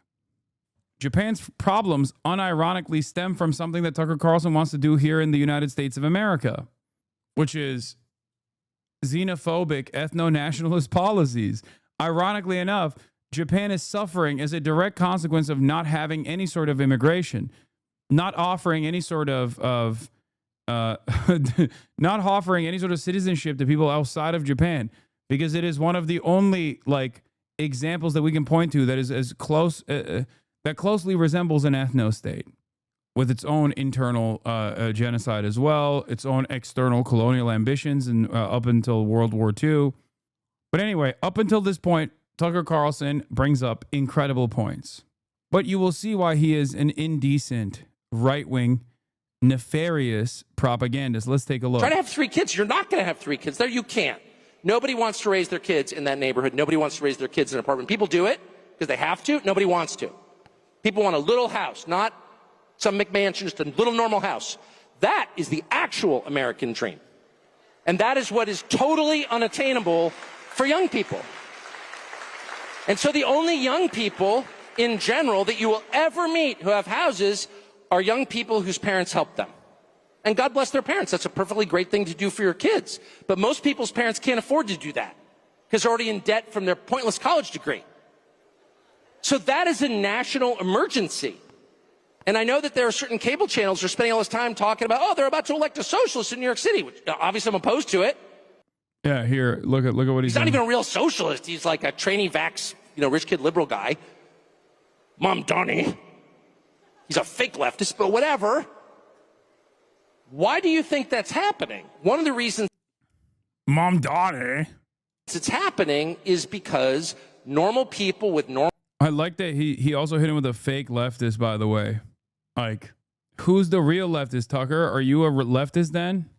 Like, guy who doesn't want any association with leftism at all, talking about who is a real and who is a fake leftist. Normal jobs no longer believe they can win in this system and that all the money is going to the worst people.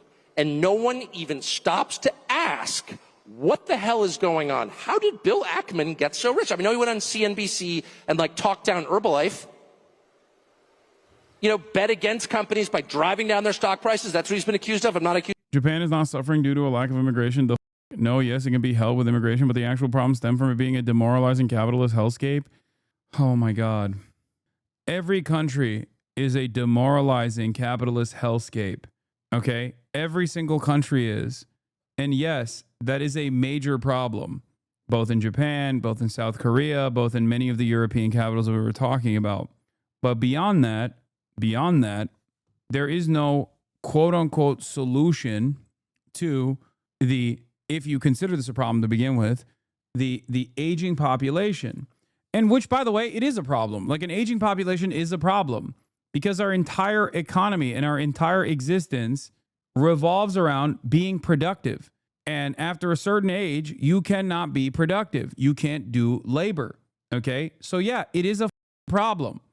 Developed nations end up falling into this same pit no matter what. The only developed nation that has not fallen into this issue is the United States of America. Do you want to know why the United States of America has not fallen into this issue? Because of endless migration. That's it. Undocumented immigrants come in and they have children on U.S. soil because we have birthright citizenship, and those children become full-fledged American citizens. That's it. That's literally it. Okay?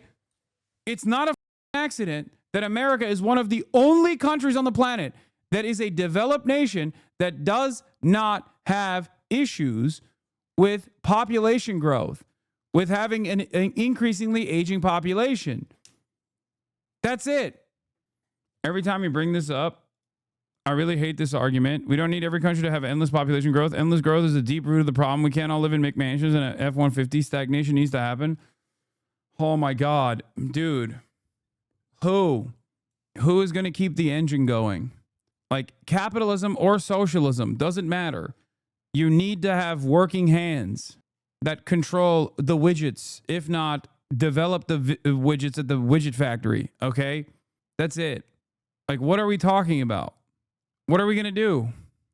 So we're going to live, 100 years in the future if we make it that far, where all of the developed nations are 65 years old and older, and then they're relying on labor in the global south? Is that what it is? Like, what are we doing? Yes, as a band-aid solution to the root cause of declining birth rates, the incredibly toxic work culture in Japan. It's not just the incredibly toxic work culture. Please stop. And not every single person needs a McMansion and an F-150. I'm not talking about endless growth. No, we need a world that is self-reliant and doesn't require endless growth. We can't keep growing and growing on a limited planet. We need to reach an equilibrium. Okay, how do you cap it? And we're not anywhere near that level anyway. We're not, like, this is so, this is like eco-fascist. What do you mean? We need an equilibrium. What are you, Thanos? What the f? Anyway, ultimately, you need productive hands for anything to work. Even in a socialist society, you would still need productive labor. You would still need necessary labor. You would still need hands to work the buttons if we have automation. Okay? And if everyone is over the age of like 65, 75, people are living till 110 years old, and society is increasingly getting older and older and older, eventually you're going to run out of hands to do the necessary labor.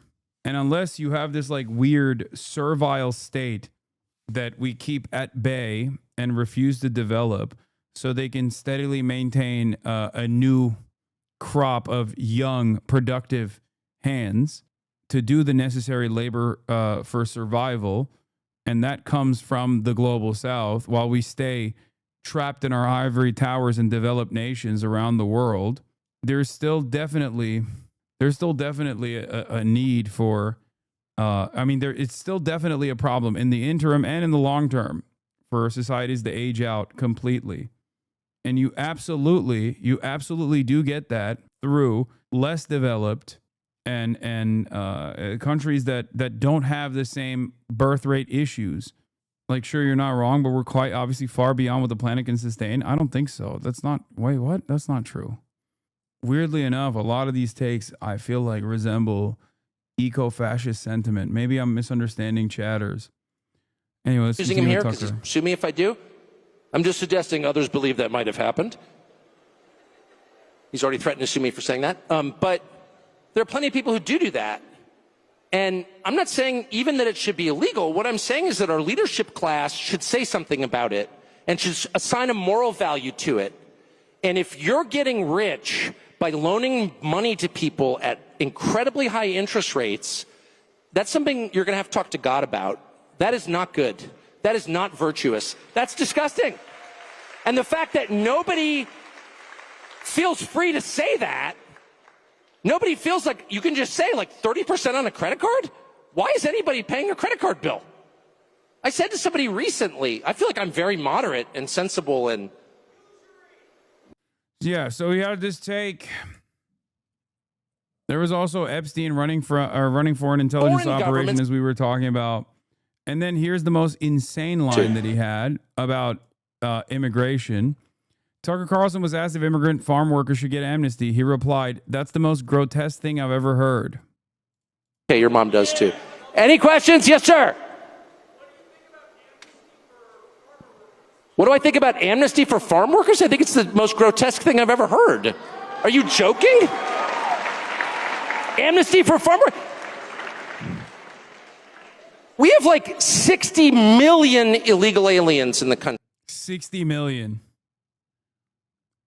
That's got to be just a number of like Hispanic people, I think. The Hispanic population is like what, 69 million? Give or take. That's what he means, right?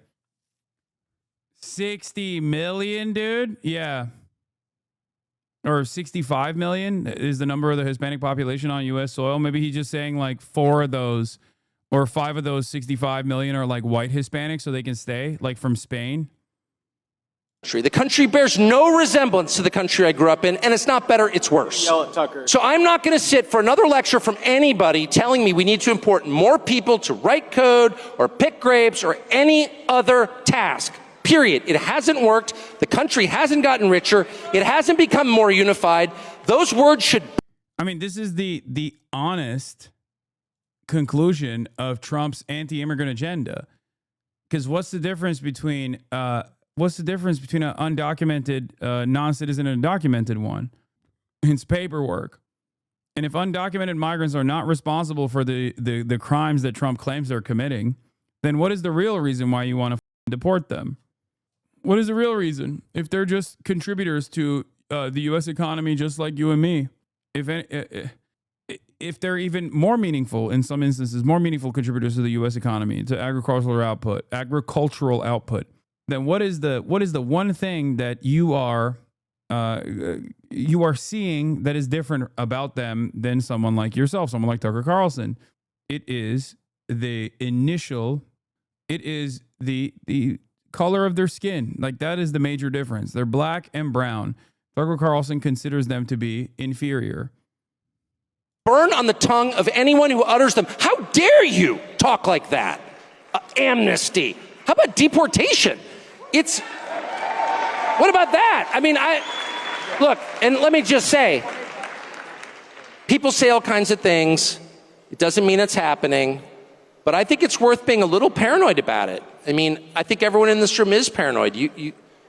it's important to make sure even the people you love are true to their word. Doesn't mean you hate them. Again, I don't take my kids at their, I love my kids more than anything. I don't automatically believe everything they tell me because I'm not a moron. Because I understand that people don't always say the truth. So, but anyway, yeah, any kind of amnesty is not only a bad idea, it's like outrageous. Anyway, sorry, I've been told. Like, think about how angry he is at this. Like, we know he's racist, but why is he this racist is the question one must ask. Is he actually that racist? I think he doesn't give a shit one way or another. He's auditioning for what he thinks is going to be the most important position that a right-wing presidential candidate can take in the upcoming election. Not be allowed to act against your interests. Everything he's saying should be read in that framework. Creepy. It shouldn't be forbidden. And yet all of us have trained ourselves to believe that you can't say that somehow. That that's like too naughty and forbidden. And the effect of making that off limits has been to create a lot of resentment, and I'll say it, hate online. Where people feel like they can't just say, like, what the hell is this? You have the former Israeli prime minister living in your house. You have had all this contact with the foreign government. Were you working on behalf of Mossad? Were you running a blackmail operation on behalf of a foreign government? By the way, every single person in Washington, D.C. thinks that. I've never met anyone who doesn't think that. I don't know any of them that hate Israel, but no one feels they can say that. Why? And I think the longer that we play along with it, the more subterranean and creepy and hateful the conversation actually becomes.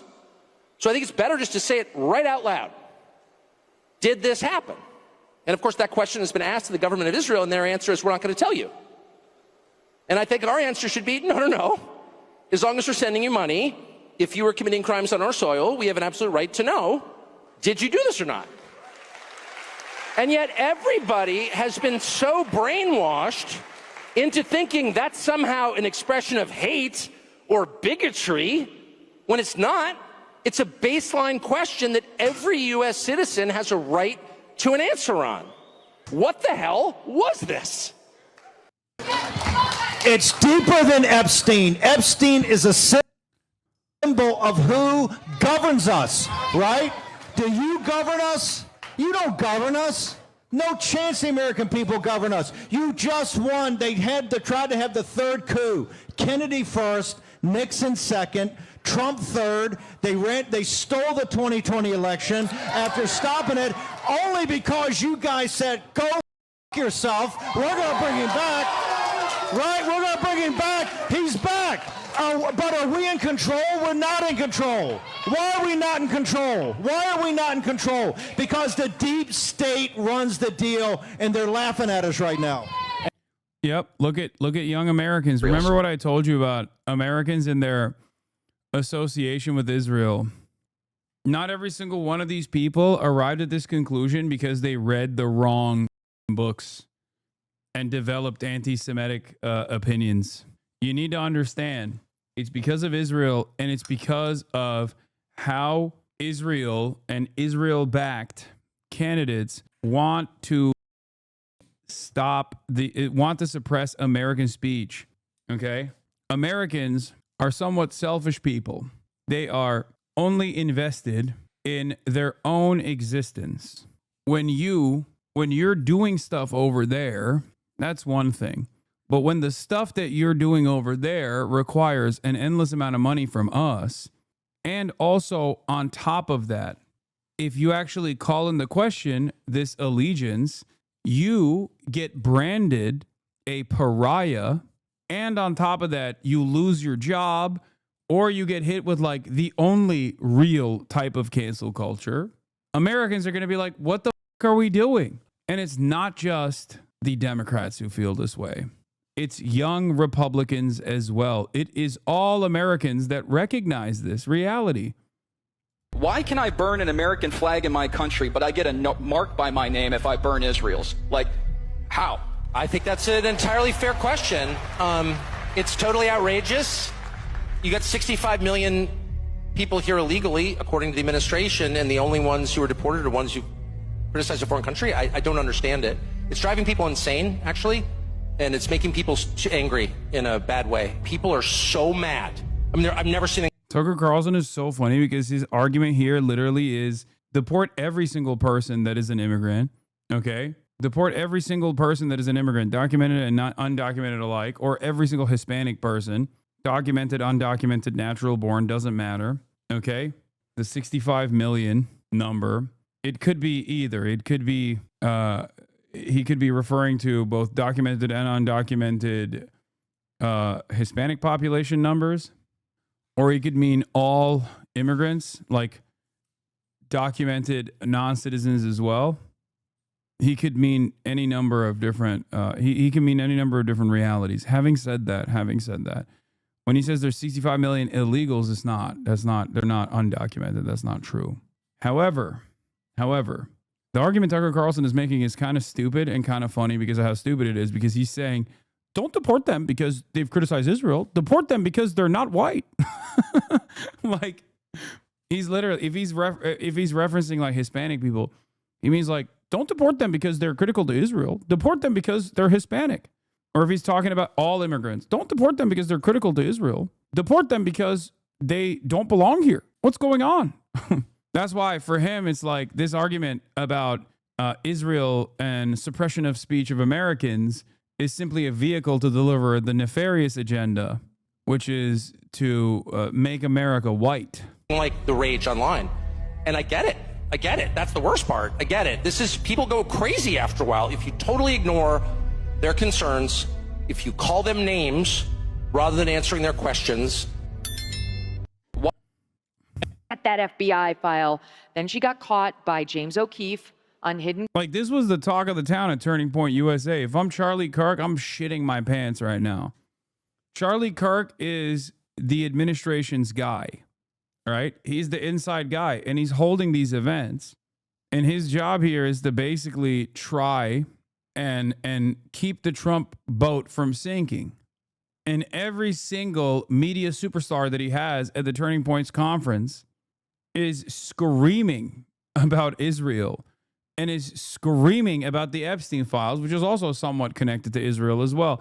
And it's crazy. You can't control this. How are you going to, exactly, his job is to placate Trump. How are you going to placate Trump if every single person at your conference is literally demanding this? In some ways, it feels like when Democrats run and claim that they're going to do healthcare, and then they never do healthcare. When Republicans run and they create unique problems that are not real problems at all, but at least like demand people's attention, shift their priorities away from their material circumstances over to like vulnerable populations that must be dominated, they actually follow through on those promises. You know, whether it be stopping trans athletes from participating in the NCAA or whatever, right? This was a problem that they also pointed to and said they would offer a solution to, and now they're not. So now Republicans, for the first time ever, are like, wait a minute, but this is, but we're used to getting what we want. I mean, you even did abortion. So why won't you do this? Why won't you do this? Yeah. Are you still talking about Jeffrey Epstein? Stop talking about it. Girls and sometimes gals, guys and sometimes gals, why must you be talking about Jeffrey Epstein? Nobody cares. This guy won't die. He won't go away. Do not talk about him. Camera saying she had tens of thousands of videos of Epstein and little children. It was like, what? Well, we never heard that. We heard he was into the barely legal type, you know, the like 18-year-old. I love the Trump deflections are so funny that when people post it in the chat, I laugh every time. Are you still talking about Jeffrey Epstein? This guy's been talked about for years. You're asking. We have Texas. We have this. We have all the things. And people are still talking about this guy, this creep. That is unbelievable. It's so stupid. It's so stupid. Like, his deflections have been so haphazard, put together last second, clearly scared.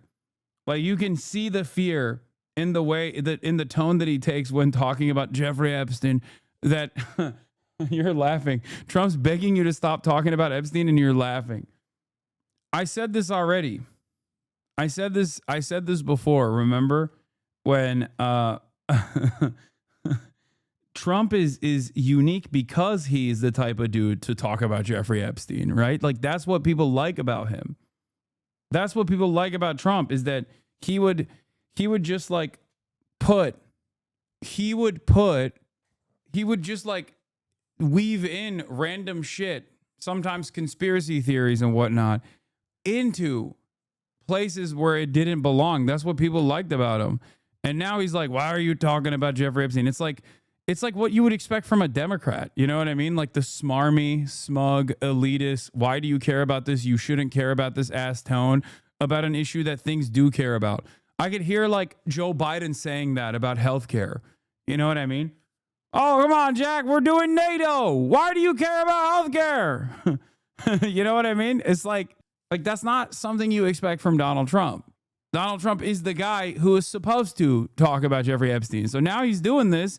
Obviously, people are going to be like, the f*** do you mean? Why do I care about this? You made me care about this. What? Well, we never heard that. We heard he was into the barely legal type, you know, the like 18-year-olds who look 14, but we didn't hear about children. And then because we did hear about that.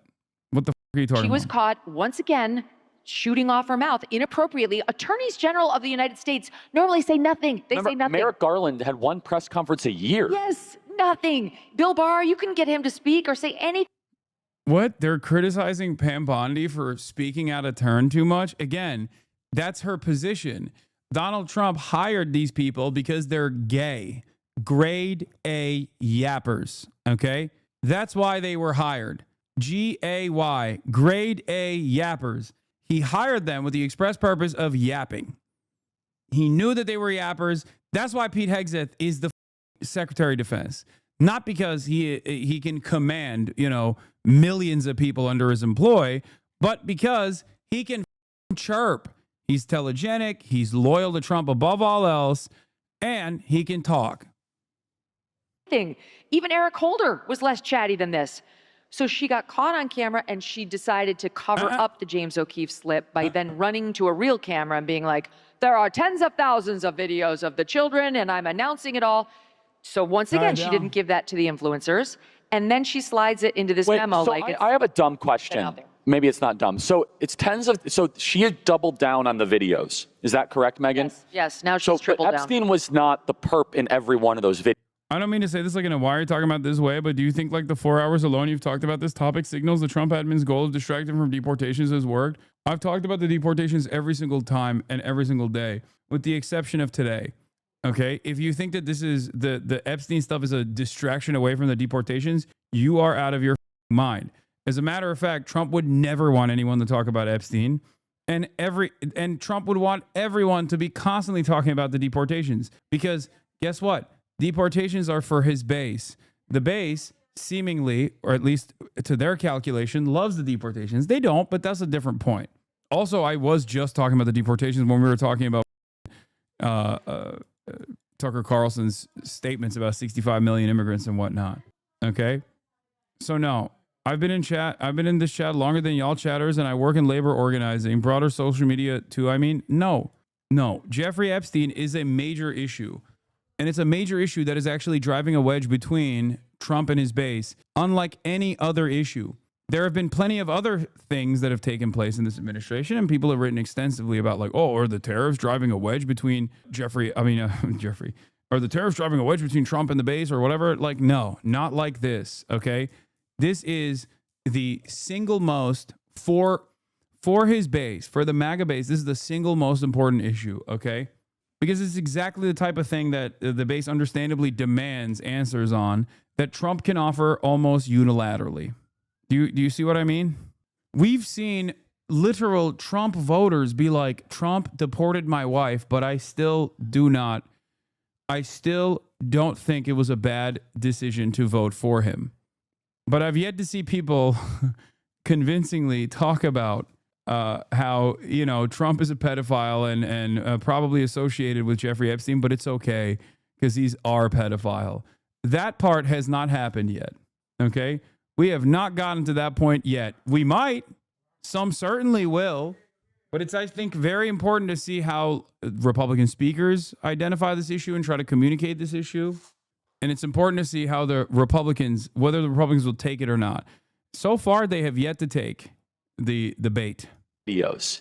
So because they've been so ambiguous, no, but like, we're let's not just sure. think about this. Unless we're led to believe that Epstein himself personally raped all these kids, children, or whatever, then isn't the statute of limitations on child rape like basically infinite? Well, so then why are we not indicting the people that were doing the raping that we have on video? Like, what's that all about? Yeah.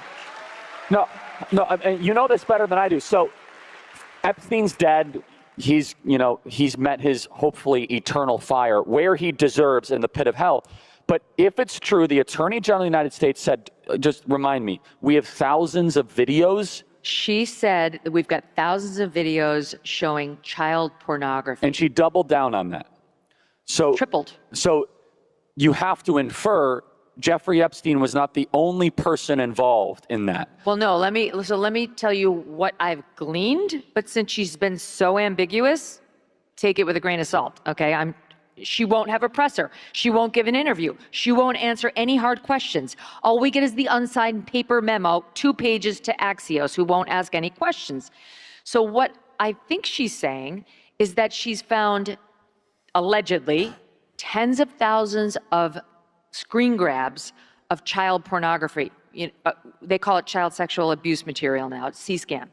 And that's what she says they found on his like hard drives, like he was into this form of porn, like off the internet. But separately, they say he had at least 1,000 victims like of his. No, okay, so but 1,000 victims, unless we are to believe he personally was after every one of those victims, there has to be some other bad guys still alive that are powerful that did something to these children. Why are we not impaneling a special prosecutor to find every single one of these powerful people that went after these kids? Like, what? Why are we putting up with this? Yeah, I don't know. And I think you'll find out. Am I understanding this correctly? Because I don't even remember. I can't answer that. I don't even know Pam Bondi said that. I can't even remember all this because it's all over. I got a thing on my desk. I got truckloads of stuff. Yeah, no, we all have busy lives, and President Trump has a busy life, and I don't think he realizes how much she's humiliated the administration. This is a self-inflicted wound. She caused it. Again, I have nothing against Pam Bondi, but if you want to look for the villain in this story, we have found her. Yeah, it's not Trump. It's Pam Bondi. That's the real villain here. Please don't yell at Trump. I love how much they are like trying, the outsiders and the media people whose job it is to read the room recognize how angry people are, okay, in the base. So Trump doesn't want to let go of Pam Bondi. That much is clear. That's precisely the reason why he made that statement about like, guys and sometimes gals, please don't yell at Pam Bondi, right? But the media people understand that they have their own careers. They have their own careers outside of the Trump administration. They also require a steady, like they obviously play a formative role in dominating the conversation, but this is a piece of discourse that's not going away, and they recognize that, which is precisely the reason why they're like, come on, give us something, fire somebody in the admin, otherwise it's not going to go away. All of these conversations that they're having is actually for one guy and one guy only. This is not for the audience that's in the room. This is for Donald Trump. Okay, this is for Donald Trump. They are saying, give the people a scapegoat because otherwise you're cooked. You are not going to be able to solve the situation with your endless charisma. Okay? I mean, she is the person who's she's either lying now or she was lying then. There's no two ways about it. And if you accept what's in the memo, that they don't have the goods on anybody, there's no one who can be indicted, they didn't find a trove of info on other people, then why was she trying to titillate us over a child sexual abuse case for months? She was on the air repeatedly in February, in March, again in May. Yeah, this is what the out is. Pam Bondi lied. People died. Pam Bondi lied about like the list, which is not going to be a convincing enough argument. It's better than what Trump is trying to do. It's better than what Trump is trying to do. which is to say, no, Pam Bondi didn't lie. It's the Democrats that wrote the list. So please don't look at the list. We can't release it because some of our faves will be implicated. Okay. The reality is these guys think that as long as Trump says like, oh, Pam Bondi actually lied about the contents of this Jeffrey Epstein list and it was a big nothing burger. He doesn't like, they don't realize that that's not going to be enough for the base. The base is going to be like, okay, you fired Pam Bondi. We still want the list. What the do you mean there is no list? When are they going to blame DEI? Yeah, when they fire Pam Bondi, they're going to be like, we shouldn't have put a woman in charge. It's completely inappropriate. You don't play cutesy with child sexual abuse material. So Megan, I don't mean to interrupt. I mean, first of all, you're totally right. But you know the media, you know, you've been around the space of like hyper ambitious women. What is this? Analyze her for us. Oh my God, oh my God, right as I said it. Oh my God, there it is. Yeah, hyper ambitious woman in the media. You know how it is. You know how these bitches are. Oh, DEI, baby. Well, I think she wants to make a name for herself. What she really wants to be is a star. That's what I think she wants. That's why she runs to the cameras on Fox News. There's no other reason. Look back at the attorneys general. Seriously, do you ever... You have a chud brain. I understand the mind of a right-winger better than a right-winger understands themselves. God, I could be such a good right-wing commentary person. It's not even, it requires no, like, it requires very little thinking. I swear to God, I could do this better than every single one of these. I swear to God, except for maybe like Tucker Carlson. That's why I always laugh when people are like, Hasan, you're a grifter. But I also hate you for being honest about your points of view, even if the point of view that you're demonstrating is like broadly unpopular in mainstream media, even though maybe it'll take a year or so for a lot of people to arrive at your conclusions that you came to after years and years of reading. You know, I could do it. I could do it so hard. I could do it so easily. If I wanted to grift, I would just be a right winger. Oh my God. So stupid. Ever remember knowing an attorney general like this? Or like even having the attorney general's voice in your head? I can barely remember Merrick Garland's weird little nasally voice, but I mean, it's in there. But the average person couldn't pick him out of a lineup because normally attorneys general are somber, serious people who are fairly annoying, but they're schooled in the law. Pam Bondi has one trait, and I think it's why Trump chose her. She's loyal to the president. And I get it. He does need somebody loyal, especially in that position. But he has a wealth of other options. Well, I mean, I think Judge Jeanine is amazing. Do we like Judge Jeanine? Everything I like Judge Jeanine. Judge Jeanine would be brilliant. Harmeet Dillon would be brilliant. So you're calling for... They're still going for Fox News personalities to do the job of attorney general. That is crazy. For Pam Bondi to resign or to go. But can you please tell people the breaking news? According to reports that you have verified, Kash Patel and Dan Bongino will resign if what does not happen? If she doesn't go. So I only have it on Bongino. It's all over X though. No, I know, but let me just tell you what my reporting is. Bongino, it's Bongino or Bondi. He's not Who saying... would you guys prefer, Bongino or Bondi? Okay, 7,000 to 0. They want Dan. Of course, Dan, you know why? Because Dan understands MAGA. Dan's part of the MAGA movement. Dan's been an important piece of it and a mouthpiece for like really important ideas and an advocate and a fierce warrior. He's been in the trenches. I mean, with all due respect to Pam Bondi, she's been in Florida. She represented the president. It's nice, but do you think she really gets MAGA? I don't think so. She wouldn't have behaved this way if she did. And now it's a time for choosing. It's a time for choosing. We're about to lose Dan for sure, and maybe Kash too, if she doesn't go. Now she's got some allies. I mean, I think Susie Wiles is close with her, and Susie Wiles is amazing. And look, there's not that many like powerful women in the administration. Maybe she wants to keep her. She's from Florida. Susie Wiles from Florida. Trump lives in Florida. But this has gone well beyond this. Like this could actually cost Trump in the midterms. We need to make a smart choice right now. We can't lose any of the MAGA base. And let me just also reiterate this. And by no means did I want... I can see Dan quitting, but I doubt Kash would quit because Dan actually has or had a career outside of this, whereas Kash never really had a serious career outside of this.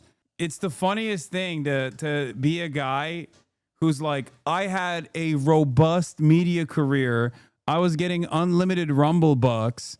I had a life. I could just sit around in my podcast studio and do podcasts. And now, you cooked me. You're cooking my future. What the fuck does Kash Patel have? Nothing. He wrote children's books.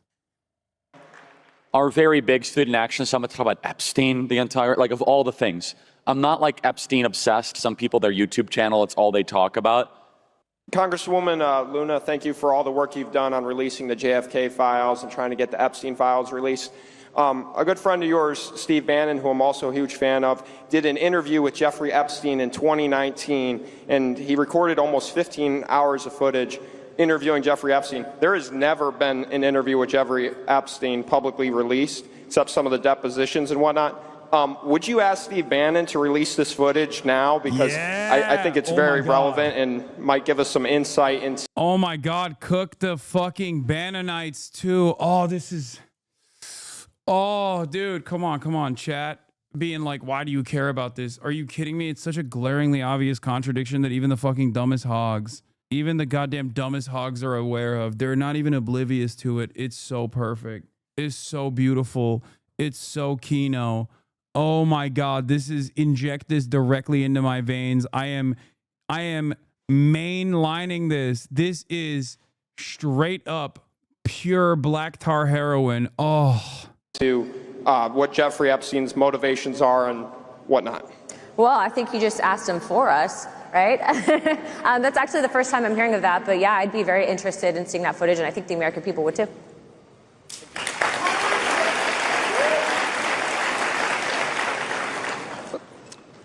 Moving into the 2026 midterms, how do we get over the trend that the party in the White House loses seats in Congress, and just how do we move forward? Well, according to the polling I'm seeing, we're not losing any seats. That's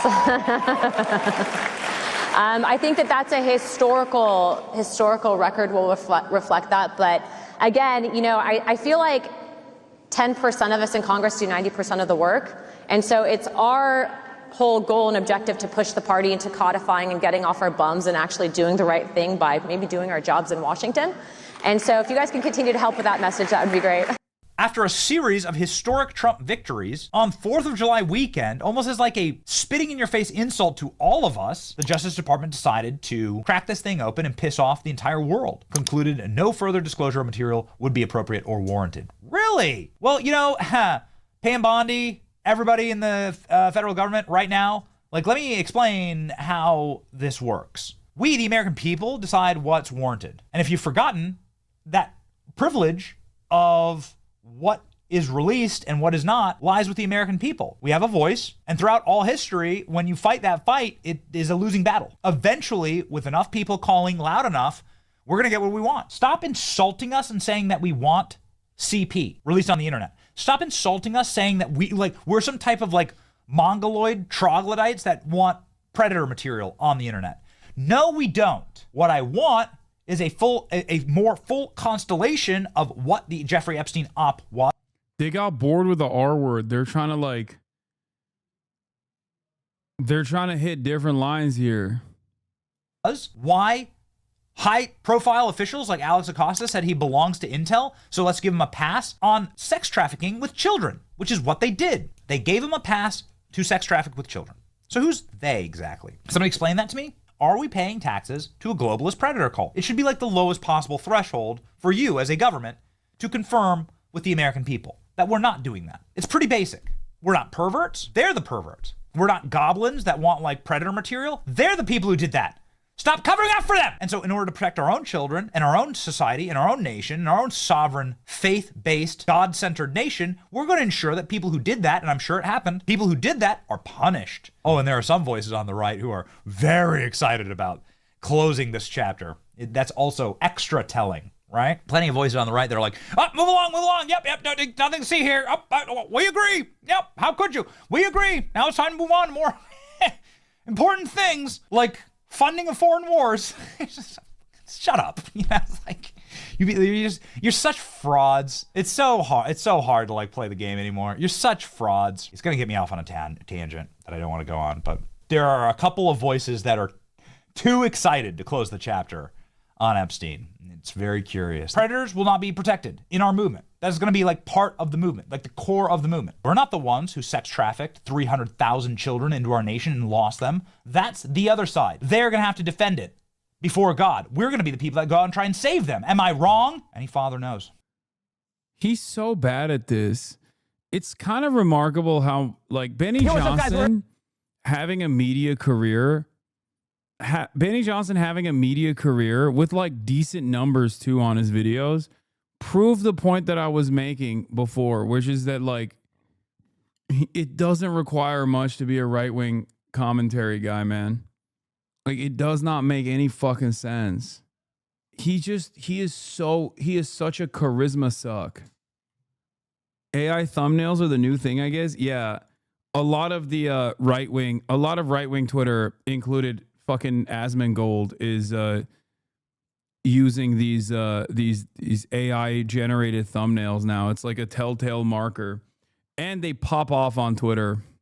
Or not Twitter, sorry. They pop off on YouTube. Tyler Oliveira, Asmongold, Benny Johnson. There's a bunch of these like crazy channels that do that shit. Any dad knows. I come home to my little children and I think about the dads who had their kids stolen from them, like Virginia Roberts' father, who's on Piers Morgan weeping about how his daughter was killed after all that she's been through in order to cover all this up. And it's, it could be Tyler Oliveira right wing. Yes, man. Yes, he is. What the fuck? It's like, I just watch his videos and I think he makes a really convincing case that, Polish Nazis are actually doing the Lord's work by beating the shit out of migrants that they suspect are crossing the border. I don't understand. Hello? Of us, quite frankly, right? Life comes at you fast, and President Trump promised to end the wars. God, John Ossoff could be a promising figure in the Republican future. And it's just like, he is such a fucking cuck. He is such a... In the Republican future, I meant Democrat future, sorry. Oops. I misspoke when talking about Democrats because I'm so used to calling them Republicans. John Ossoff is... Yeah, Freudian slip. John Ossoff has had like unique moments of clarity. And yet... he is such a fucking establishment Democrat shill too. It's so goddamn annoying. He promised to release the Epstein files. How is he any different than Petey? There were brief moments within his career, like speaking out against Israel early on and then immediately fucking conceding and being like, my bad, I never should have said anything. Yeah. Yeah, but then, he votes for the Lake and Riley Act, shit like that.